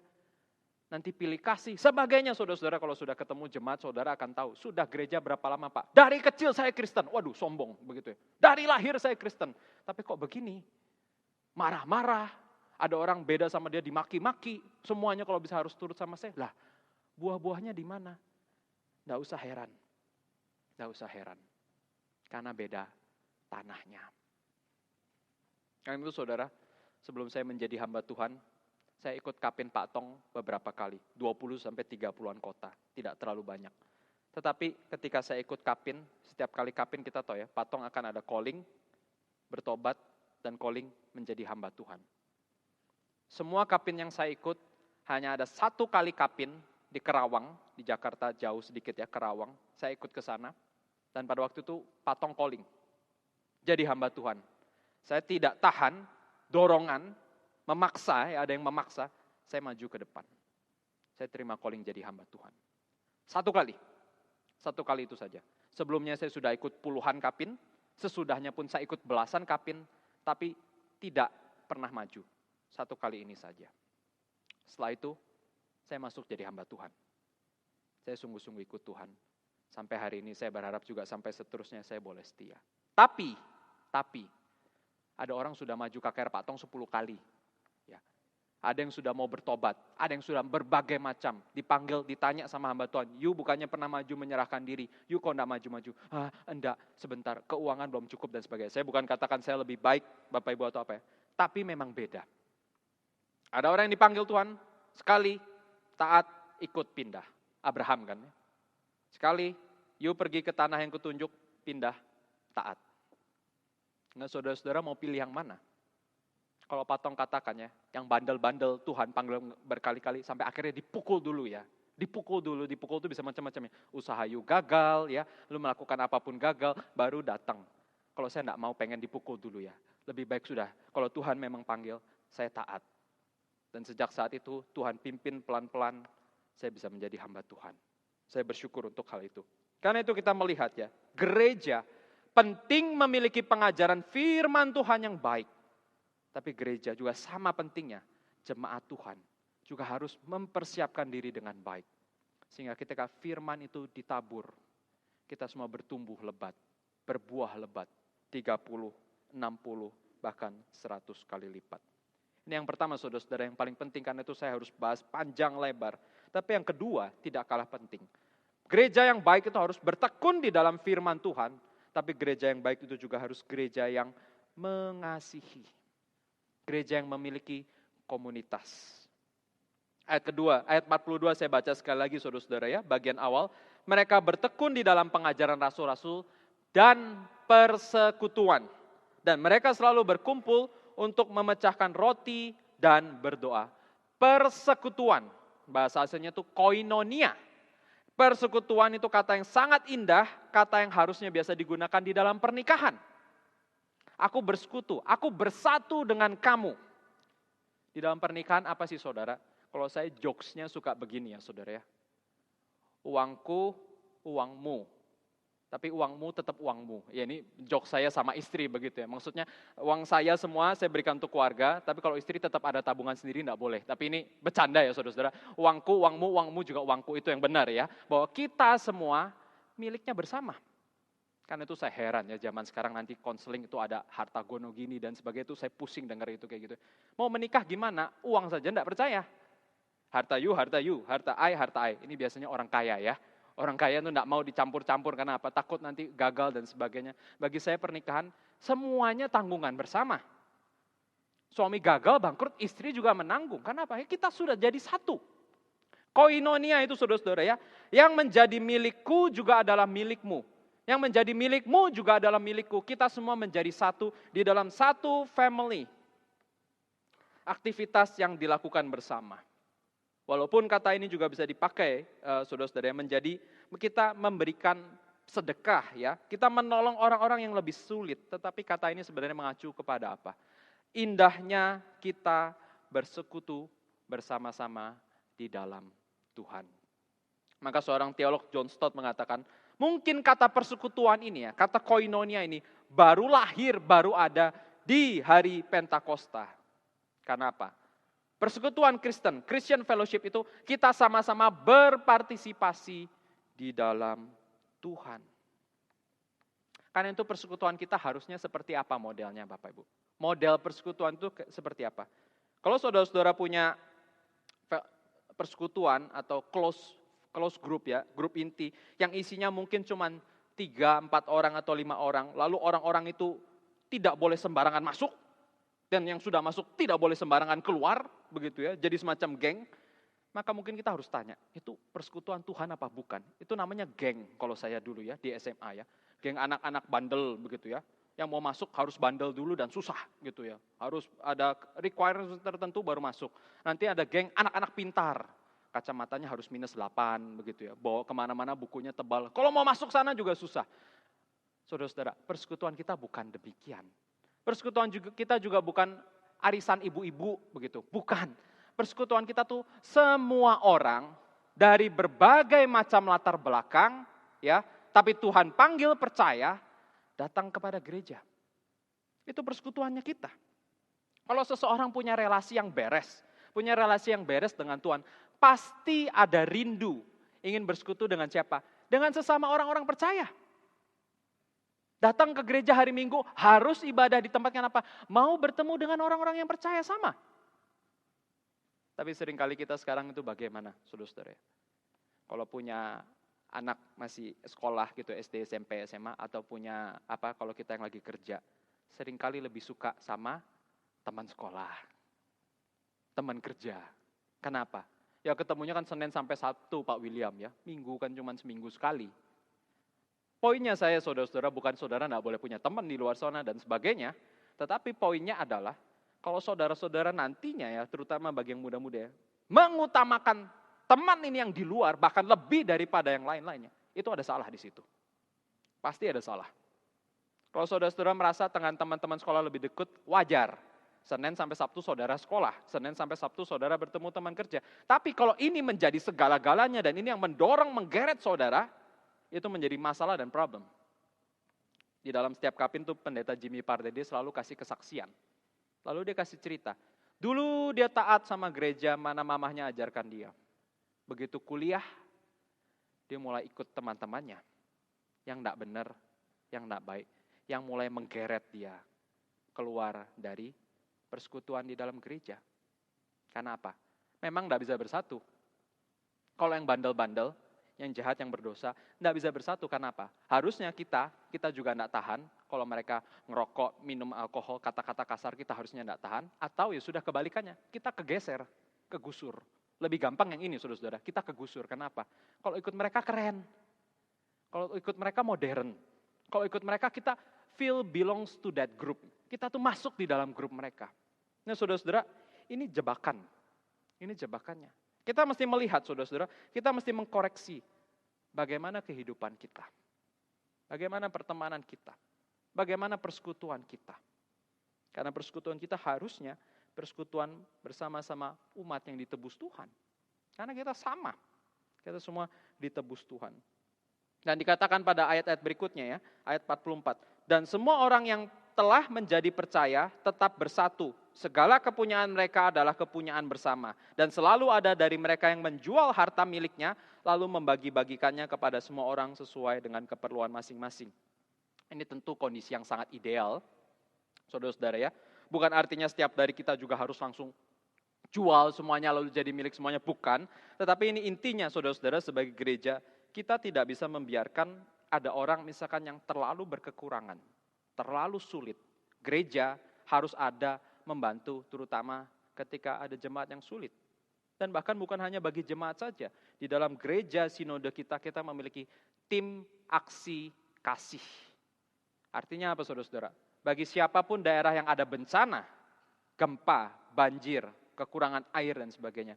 Ada tim yang mengirimkan bantuan ke sana. Tidak peduli saudara orang Hindu, Buddhis, Kristen, Islam, semua harus mendapatkan bantuan. Karena kita sesama umat yang dicipta Tuhan. Kita semua adalah gambar dan rupa Allah. Tetapi yang paling penting saudara-saudara, kita mesti mengerti sifat dari persekutuan ini. Ada 2 macam saudara, ada 2 macam saya jelaskan secara sederhana. Ada yang namanya komunal, itu community ya, kita banyak communal blessings. Artinya berkat komunal, tetapi ada juga komunal punishment, ya. Kita dihukum secara komunal. Maksudnya apa, saudara-saudara? Kita paling suka yang pertama. Kenapa, saudara? Kalau satu orang nurut sama Tuhan, semua dapat berkat. Ya, misalkan ada hamba Tuhannya baik di sini, Tuhan berkati. Semua gereja Tuhan dapat berkat. Seneng kan ya, saudara-saudara ya? Dapat semua. Kita seneng. Tapi kita tidak suka yang kedua. Hamba Tuhannya salah, berdosa, semua dihukum. Waduh, jangan dong Pak, itu kan salah-salahnya dia. Tapi Alkitab perjanjian lama baru ajarkan ya. Ada dua-duanya hal ini. Sebagai gereja Tuhan, ada orang-orang yang taat Tuhan bisa berkati seluruhnya, tapi kalau ada orang yang tidak taat, Tuhan bisa hukum semuanya. Tapi kita sukanya yang pertama, saudara-saudara. Blessings komunal. Itu apa, saudara? Satu orang dipuji, semua dipuji. Satu anak dapat es krim, satu kelas harus 30 es krim. Satu anak dapat 100, kalau bisa semua orang dapat 100. Kalau lagi Imlek angpau, satu orang dapat angpau, semua dapat angpau. Nggak boleh yang lainnya kita ituin, jadi nggak adil. Tapi kita nggak suka kalau satu orang dihukum, semua dihukum. Kita marah-marah. Nah ini saya dulu kan waktu SMA main basket ya. Main basket, latihan gitu. Nah pelatih saya tuh selalu memberikan satu peraturan, you main basket, bola basket itu tangan. Jadi nggak boleh sentuh bola basket pakai kaki. Nah kita kan kebiasaannya, dioper gitu kadang-kadang ke arah kaki, langsung diinjek kaki begitu ya. Marah pelatih saya. Ada yang melanggar itu, satu tim itu kita disuruh namanya suicide. Suicide itu saudara lari dari ujung lapangan ke 1/4 balik lagi. Ke setengah balik lagi, ke 3/4 balik lagi, ke 1 balik lagi. 1 kali injak, 1 tim 1 kali begitu. 1 kali injak, 1 tim sekali. Itu kadang 1 hari kita bisa 10 kali. Kenapa? Lupa terus. Kena hukum. Habis itu bahkan disuruh ngapainnya? Kadang disuruh push up. Kena push up 1 tim, push up 1 tim. Kita benci sekali ya saudara-saudara, kita benci sekali kalau ada orang nih satu anak yang selalu bikin kesalahan, kita semua kena. Tapi saudara-saudara lihat ya, efek di belakangnya harusnya apa? Saya sama satu tim bersatu. Bersatu sangat erat. Dan ketika mereka ada yang jatuh salah, memang kita bully sih ya, dasar lu payah lu dan sebagainya gitu. Tapi sebenarnya di belakang itu semua kita pengen lu maju juga. Kalau kita maju, semua maju. Kalau kita mundur, semua mundur. Indah kan ya saudara ya? Indah. Persekutuan juga demikian. Tuhan pernah memberkati begitu banyak bangsa. Karena siapa? Karena Abraham taat satu orang. Tuhan pernah memberkati Mesir dan sekelilingnya. Karena apa? Yusuf dibuang. Tetapi dia taat pada Tuhan. Tapi Tuhan pernah menghukum begitu banyak orang Israel. Karena apa? Karena ada satu orang yang namanya Akan. Dia menyimpan barang yang harusnya dibakar. Maka Tuhan memberikan penyakit, gempa, bencana. Semua orang mendapatkan bencana itu. Tapi Tuhan tidak semata-mata selalu artinya membunuh semuanya. Selalu ada anugerah Tuhan. Tetapi di situ kita mesti belajar. Kita adalah komunitas. Kita share our blessings. Bahkan kita share juga our punishment. Yang ketiga saudara-saudara, itu adalah gereja yang beribadah. Beribadah di sini saya bagi menjadi 2 hal saudara-saudara. Yang pertama itu mereka selalu berkumpul dan memecahkan roti. Lalu yang bagian kedua itu di dalam ayat 46 sampai 47. Mereka tiap-tiap hari ke bait Allah, mereka memecahkan roti juga dan dengan tulus hati mereka memuji Tuhan. Memecahkan roti ini saudara-saudara itu sangat erat kaitannya dengan institusi perjamuan kudus. Kita memecahkan roti, kita ada meja perjamuan bersama-sama. Saudara-saudara, perjamuan kudus itu apa sih? Perjamuan kudus itu saudara-saudara, kita itu memiliki relasi yang intim, ya, dan semua orang diterima, saudara-saudara dari latar belakang apapun, saudara akan diterima dan saudara masuk di dalam perjamuan kudus itu. Untuk apa saudara? Saudara menerima roti yang memberikan kehidupan itu. Karena roti dan anggur itu melambangkan darah dan tubuh Kristus. Perjamuan kudus itu mengajarkan apa saudara-saudara? Kenapa roti dan anggur? Roti dan anggur itu makanan sehari-hari. Bukan kayak zaman sekarang wine gitu ya, itu sesuatu yang mewah. Enggak, mereka minumnya anggur, roti. Kalau kita Indonesia tuh nasi, teh, botol, itu aja saudara-saudara. Bedanya cuma di situ. Cuman mereka tuh tetap pakai anggur dan roti, itu melambangkan apa? Kalau kita makan anggur dan roti, kita mendapatkan kekuatan jasmani. Betul ya? mereka bisa bekerja, mereka bisa kuat dan sebagainya. Kalau saudara menerima roti perjamuan dan anggur perjamuan, saudara mendapatkan nutrisi rohani. Seperti roti dan anggur itu memberikan nutrisi kepada kita, tapi anggur perjamuan dan roti perjamuan itu memberikan kita berkat rohani yang demikian melimpah. Berkat dari perjamuan kudus ini adalah apa, saudara-saudara? Kita disatukan dengan Kristus. Itu disebut sebagai union with Christ. Kita bersatu, kita memakan roti dan meminum anggur. Melalui perjamuan kudus ini, saudara-saudara, kita mengambil tubuh yang bisa hancur ini, tetapi kita menerima kekekalan dari Tuhan. Tuhan menerima kelemahan kita, supaya kita bisa diperkuat dengan kekuatannya. Tuhan menerima kemiskinan kita, tapi justru supaya kita diperkaya. Tuhan mengambil kesalahan kita dan dosa kita, tetapi justru kita sebaliknya menerima kebenaran Dia. Maka perjamuan kudus ini, saudara-saudara ya, dari sesuatu yang fisikal, roti dan anggur, kita dibawa kepada sesuatu yang rohani. Tuhan Yesus mengatakan, akulah roti hidup. Barang siapa mau hidup harus memakan aku. Ada perjamuan kudus, ada kehidupan doa, dan juga ada kehidupan nyanyian. Suatu persekutuan, ada seorang teolog mengatakannya, suatu persekutuan Kristen yang indah, itu adalah persekutuan yang berdoa. Saya berulang kali terus mengatakannya. Kalau kita berdoa, saudara-saudara, itu tuh kita bergantung kepada Tuhan. Kita minta arahan dari Tuhan. Kita mau bersandar kepada Tuhan. Karena saudara-saudara, kalau saudara-saudara sekali berhenti berdoa, itu artinya saudara bergantung sama siapa? Diri, kekuatan diri, kepintaran diri, kebolehan diri. Kalau saudara tidak berdoa, saudara pasti langsung bergantung kepada diri, atau saudara bergantung kepada orang kaya, saudara bergantung kepada koneksi, saudara bergantung kepada keluarga, saudara bergantung kepada anything yang saudara bisa sebut. Tapi kalau saudara berlutut dan berdoa, saudara bergantung pada Tuhan.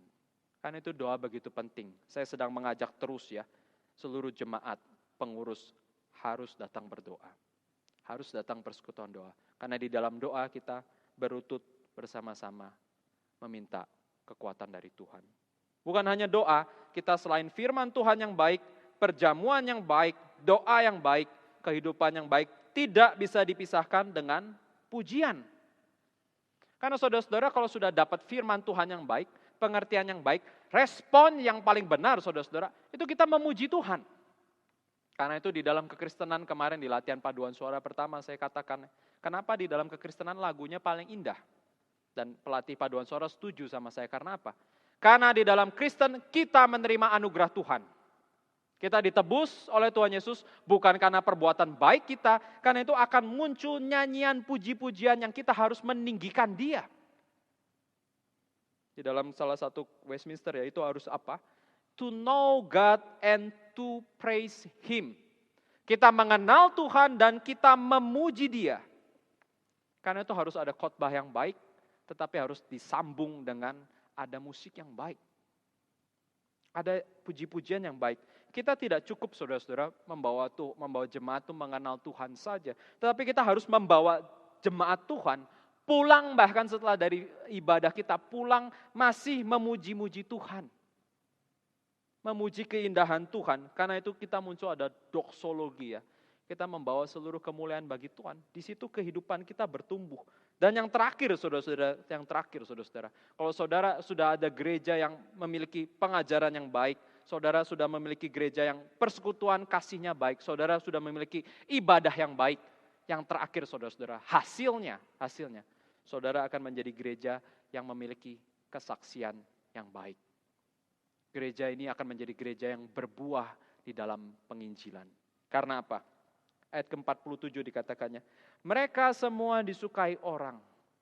Tiap-tiap hari Tuhan menambah jumlah mereka. Ini ya saudara-saudara, good community is always make good evangelism. Kata-kata yang bagus ya saudara. Persekutuan yang indah, yang baik, firman baik, kasih baik, ibadah baik, selalu menjadi kesaksian yang baik. Kalau semua kita melakukan ini, saudara-saudara ya, maka Tuhan pasti tumbuhkan. Ada seorang teolog mengatakannya, kalau kita men-sharingkan Kristus, penginjilan itu kan men-sharingkan Kristus, itu sama saja saudara, kita men-sharingkan kehidupan kita. Kita menjadi sebuah surat yang terbuka. Kalau kesaksian baik, kehadiran kita baik, maka ada seorang yang mengatakan, itu seperti infeksi. Ini katanya jelek ya saudara-saudara, tapi maksudnya itu seperti akan sesuatu yang menyebar dengan cepat tanpa saudara harus bendung-bendung. Kalau gereja kita baik, firman Tuhan baik, ya, persekutuan kita baik, ibadah baik, itu akan menjadi kesaksian yang baik. Mari kita berdoa. Bapa di dalam surga, kami bersyukur Tuhan karena firman-Mu terus dikumandangkan. Karena kami membutuhkan firman. Tuhan ajarlah kami supaya kami terus boleh mengikuti seperti gereja mula-mula Tuhan sudah menyatakan. Gereja yang ada pengajaran yang baik. Gereja yang ada persekutuan yang baik. Gereja yang ada ibadah dengan baik. Dan gereja yang terus menjadi saksi bagi orang-orang di luar sana. Tuhan ampuni kami, kalau Engkau melihat mungkin gereja kami masih begitu banyak kekurangan, tapi Tuhan kami memohon, kami mau datang bukan dengan kebolehan atau sesuatu yang baik dari kami, tapi kami mau datang dengan lutut yang berdoa. Tuhan kami memohon, karena Engkaulah yang empunya tuayan, kiranya Engkau yang boleh memanggil orang-orang kembali ke gereja-Mu. Tuhan, Engkau melihat juga masih banyak bangku-bangku yang kosong. Tuhan, Engkau yang boleh memanggil jemaat-jemaat-Mu yang sudah lama tidak ke gereja, yang sudah kehilangan iman, atau bahkan yang sudah sakit hati, tidak mau karena cekcok dengan pengurus ataupun dengan pendeta. Tuhan, kami berdoa, panggillah orang-orang berdosa, boleh kembali, karena kami membutuhkan Tuhan, karena kami membutuhkan persekutuan dengan Tuhan, karena kami tidak bisa hidup tanpa Tuhan. Kiranya Tuhan mendengarkan doa kami. Kiranya Tuhan menjawab doa kami. Di dalam nama Yesus kami telah berdoa. Amin. Bapak Ibu, mari kita bangkit berdiri dan kita akan menaikkan pengakuan iman rasuli. Aku percaya kepada Allah, Bapa yang Maha Kuasa, Khalik langit dan bumi, dan kepada Yesus Kristus, anaknya yang tunggal Tuhan kita, yang dikandung dari Roh Kudus, lahir dari anak darah Maria, yang menderita sengsara di bawah pemerintahan Pontius Pilatus, disalibkan, mati dan dikuburkan, turun ke dalam kerajaan maut. Pada hari yang ketiga, bangkit pula dari antara orang mati, naik ke surga, duduk di sebelah kanan Allah, Bapa yang Maha Kuasa, dan dari sana Ia akan datang untuk menghakimi orang yang hidup dan yang mati. Aku percaya kepada Roh Kudus, gereja yang kudus dan am, persekutuan orang kudus, pengampunan dosa, kebangkitan tubuh, dan hidup yang kekal. Amin. Silakan duduk Bapak Ibu jemaat sekalian. Izinkan saya boleh men-sharingkan beberapa pengumuman yang hari ini saya boleh sharingkan. Tentunya yang pertama, kita mengucap syukur kepada Tuhan untuk Kapin yang baru saja berlangsung. Dan saya sangat bersyukur ada begitu banyak jemaat yang boleh juga ikut serta di dalam Kapin Balikpapan. Kemarin kita kirimkan satu bus, itu hampir penuh semuanya ya, hampir 50 orang dan masih ditambah oleh mobil-mobil jemaat yang datang menyetir dari Samarinda ke Balikpapan. Kita bersyukur akan hal itu dan sekarang kita akan melihat beberapa foto-foto yang terjadi di Kapin. Ya, ini Kapin Malinau dan Tanjung Selor di Kalimantan Utara, di mana kita harus naik pesawat lalu naik mobil. Ya, ini kita susun kursinya, lapangannya sangat besar di sekelilingnya, dan kursinya ini kira-kira harusnya 3.500 lebih, dan nanti kenapa bisa 4.000, karena sekelilingnya itu, ya saudara-saudara, itu penuh sekali orang boleh duduk. Next, kondisi malam, ya foto saya matiin saja, oke. Ini dilihat dari sisi jauh ya, dari sisi bawah, next. Nah, saudara-saudara coba lihat ini ya. Ini adalah foto dari drone.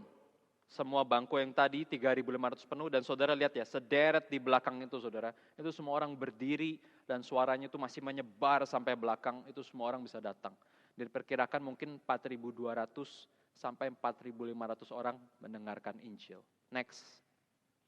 Ini saudara lihat ya, yang maju calling. Ini saya perkirakan mungkin 1.000 ada ya. 1.000 orang bertobat sungguh-sungguh menerima Injil Tuhan. Next. Ya, ini lihat dari sisi depan ya. Next. Ya, begitu banyak lautan orang maju menerima panggilan Tuhan untuk bertobat. Next. Ini Tanjung Selor ya, saudara-saudara. Kelihatannya lebih besar tapi enggak, ini dia bangkunya sekitar 3.000-an saja. Bangkunya sekitar 3.000-an saja dan diperkirakan mungkin hampir 4.000. Next. Dilihat dari posisi paling belakang ya, begitu jauh. Next. Nah, ini saudara-saudara lihat ya. Dan ini kita di daerah sedikit masuk ya, agak perkampungan. Tapi ini sekelilingnya semua saudara-saudara, rumah-rumah itu daerah Kristen semua. Ya, daerah Kristen ini kita ada hamba Tuhan kita Julius yang kerja sangat berat di sini. Itu katanya daerahnya mereka semua dan daerah orang Kristen.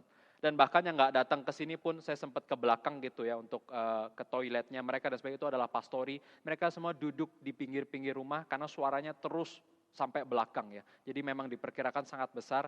Ini juga kebaktian Kapin yang sangat baik ya. Next. Yang maju pun begitu banyak saudara melihat ya. Ribuan orang. Kalau saya katakan ya di minggu lalu ya, mungkin peristiwa seperti ini tidak terulang lagi, mungkin benar. Karena apa? Tidak ada yang Tuhan pakai ya, begitu berkuasa, panggil orang, ribuan orang bisa bertobat maju ke depan. Next. Ya, ini sangat banyak dilihat dari panggilan. Next. Ya, ini adalah view dari itu ya, calling ke depan, ribuan orang maju. Next. Ini kota terakhir, saudara-saudara, banyak dari saudara yang boleh join di Balikpapan ini. Nah, ini kita di tenis indoor stadium ya, jadi ada tribun kiri kanan dan depan belakang. Nah, tapi ini jadi seperti tertutup tembok. Pak Tong nggak suka ya, dia bilang katanya saya maunya yang tidak ada tembok, suaranya menggelegar, tapi karena memang hanya ada tempat ini dan kesulitan, akhirnya tempat di sini. Next. Ya, diisi penuh, bangku di bawah ini kira-kira katanya 750. Nah, tapi belum diisi sama tribun kiri kanan dan belakang atau mereka juga banyak isi. Ya, next. Nah, di sisi kiri ini penuh yang pakai baju kita semua ini kur. Jadi kurnya aja sudah ada ratusan begitu ya. Next. Yang maju ke depan, diperkirakan ini 1.500-an orang, kota paling kecil. Dan Pak Tong khotbah paling keras di sini, ya. Tapi ketika saya setelah bicara dengan hamba Tuhan setempat, dia katakan memang betul apa yang dikatakan Pak Tong. Mereka sudah ada gereja besar, tapi kondisinya dingin. Mereka tidak mau terlalu involved dan sebagainya. Maka di sini jumlah yang paling sedikit. Maka kita perlu terus doakan Balikpapan. Dan nanti tahun depan pun kita berkesempatan di Samarinda. Mari kita panggil orang sebanyak-banyaknya. Semua dari kita, saudara-saudara ya, bukan hanya pengurus panitia, semua dari kita harus jadi humas. Bawa orang sebanyak mungkin, karena kita tidak tahu benar kapan terulang lagi. Kita mau melihat panen besar ya, ribuan orang menyerahkan diri, bertobat, ikut Tuhan. Oke, next. Ya, ini yang maju calling, saudara-saudara ya. Next.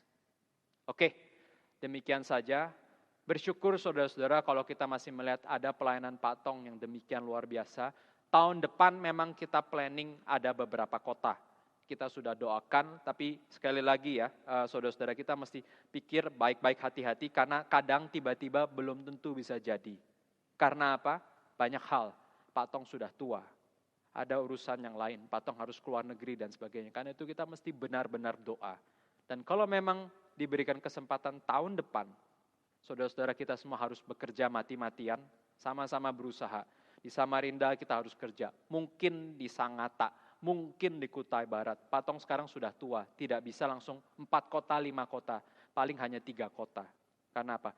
Pindahnya capek, berat. Beliau sudah sangat tua, tenaganya sangat terbatas. Karena itu kita harus terus doakan, dan jikalau memang kesempatan itu ada, sekarang panitia dari kami pengurus sudah mulai coba cari-cari lapangan yang sesuai, dan kalau nanti sudah lebih jelas, kita sudah mulai bisa sounding ya, bahwa akan ada Kapin sehingga banyak orang boleh datang. Oke, sekian yang untuk Kapin. Saya akan memberikan beberapa pengumuman yang rutin saudara-saudara, seperti yang tadi sudah diumumkan oleh Pak Budi. Minggu depan akan ada kelas katekisasi, ya, sudah dimulai. Kalau yang mau dibaptis, CD dan atestasi harus ikut kelas katekisasi dan bahkan tidak bolong. Karena apa? Ikut katekisasi ini bukan mau nyusahin saudara-saudara, ya, bukan mau bikin supaya saudara ribet sih masuk reform gitu, bukan saudara-saudara.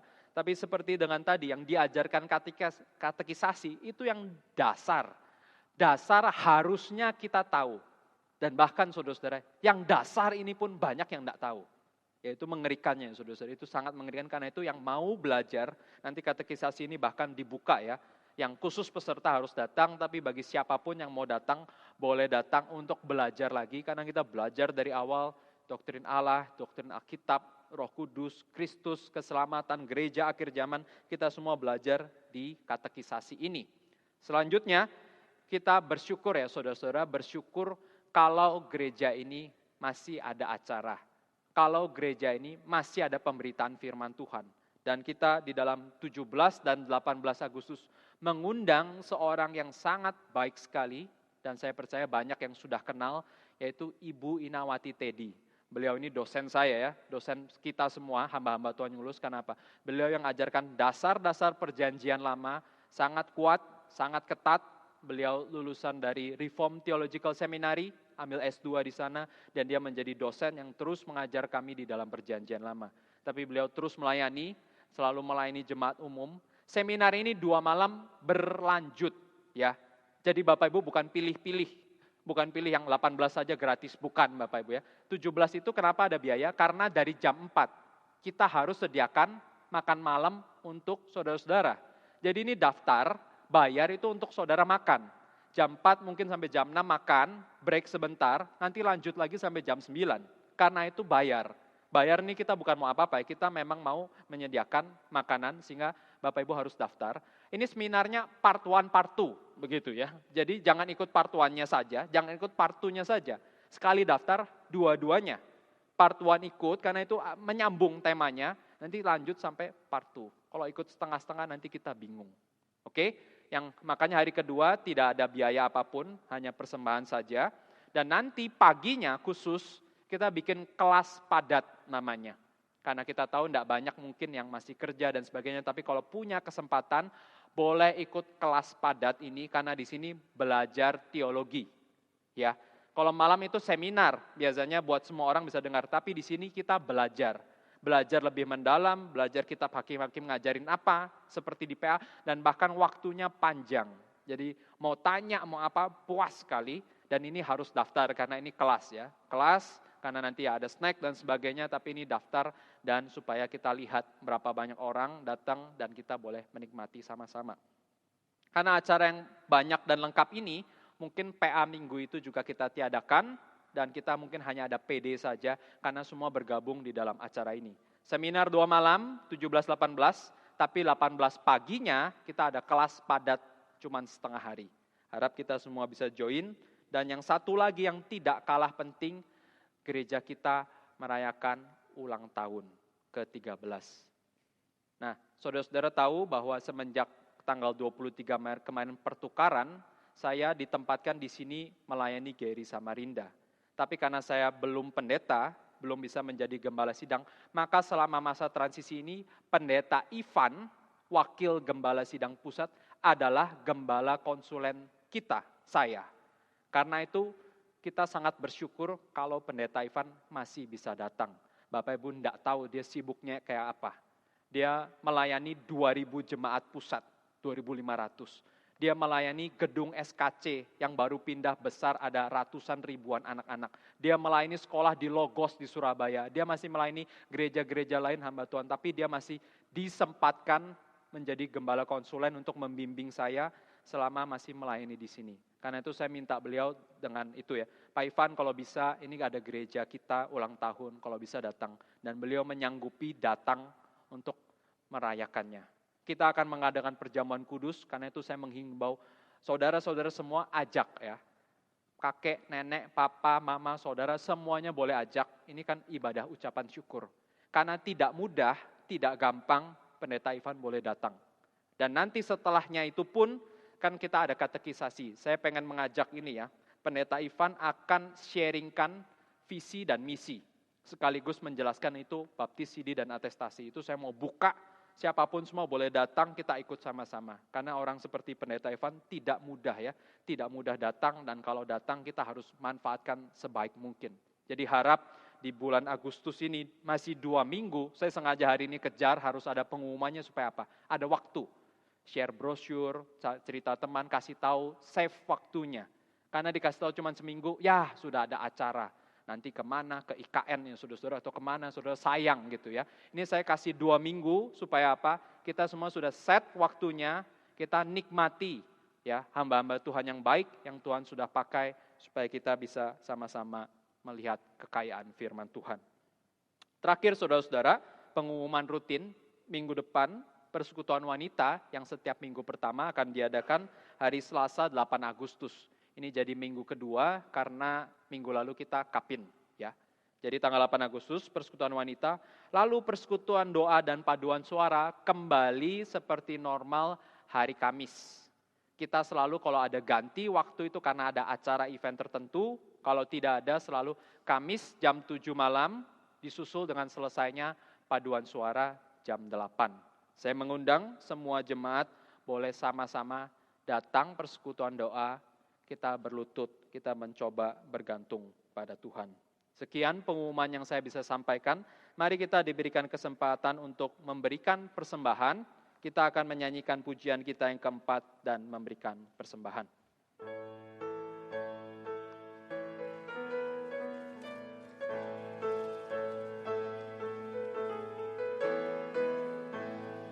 Angkat suaramu, pandanglah musuh, turut perintahnya, maju terus. Pakai firman-Nya, tinggal setia, Tuhan tolong kita selamanya. Maju, maju, tetaplah percaya, maju, maju, maju dalam perang. Maju, maju, sorak haleluya, Tuhan Raja Gereja yang menang.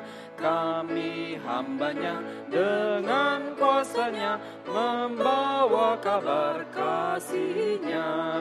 Tengah bahaya pun tak nanti gentar, karena Tuhanlah Raja benar.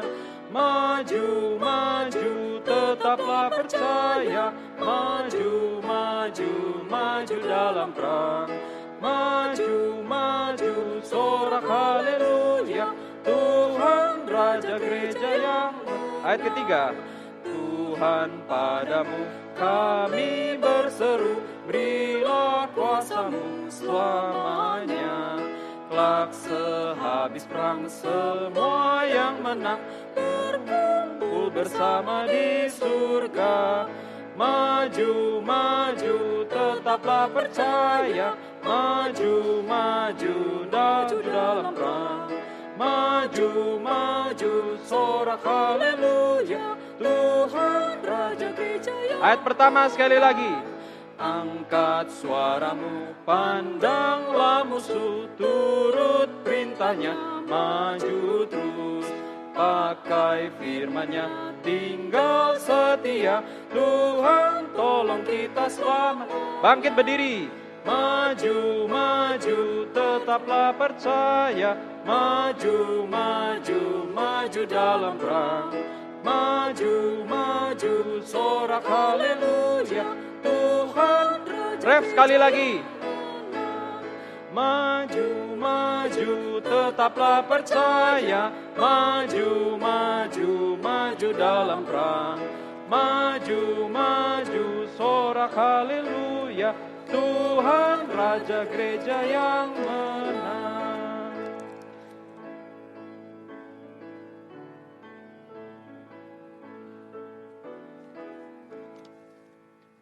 Kita akan masuk di dalam doa persembahan. Saya mempersilahkan Ibu Titin yang akan memimpin kita di dalam doa persembahan. Kita akan satu dalam doa.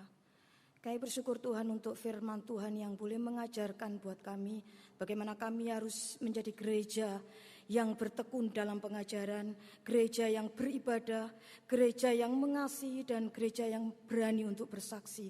Terima kasih untuk firman Tuhan, biarlah apa yang sudah kami dengar, kami boleh melakukan dalam kehidupan kami. Bapak Surgawi, kalau kami saat ini sudah memberikan persembahan yang Tuhan sudah berikan berkat buat kami, berkati setiap tangan-tangan yang Tuhan sudah memberikannya di dalam setiap usaha dan pekerjaannya. Tuhan juga berkati setiap pengurus Tuhan yang saat ini Tuhan pakai untuk memakai setiap persembahan yang saat ini kami kumpulkan. Terima kasih Bapa Surgawi, kami menyerahkan setiap doa kami hanya di dalam nama Yesus. Kami sudah berdoa dan mengucap syukur.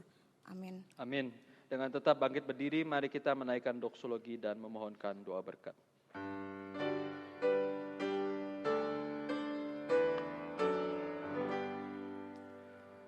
Puji Allah Bapa Putra, puji Allah Roh Kudus, ketiganya yang esa.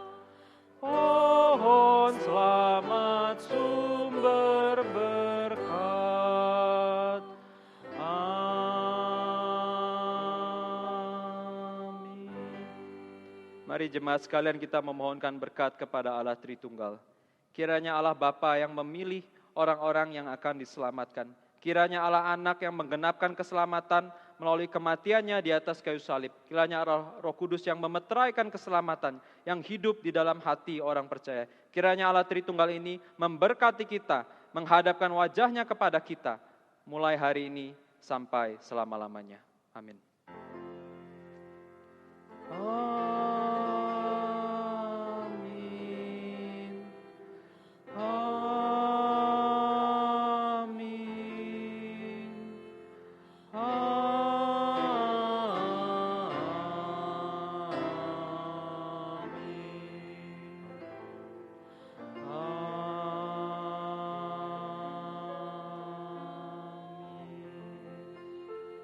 Silakan duduk, jemaat sekalian, kebaktian minggu telah selesai. Tuhan memberkati kita semua. Saat teduh.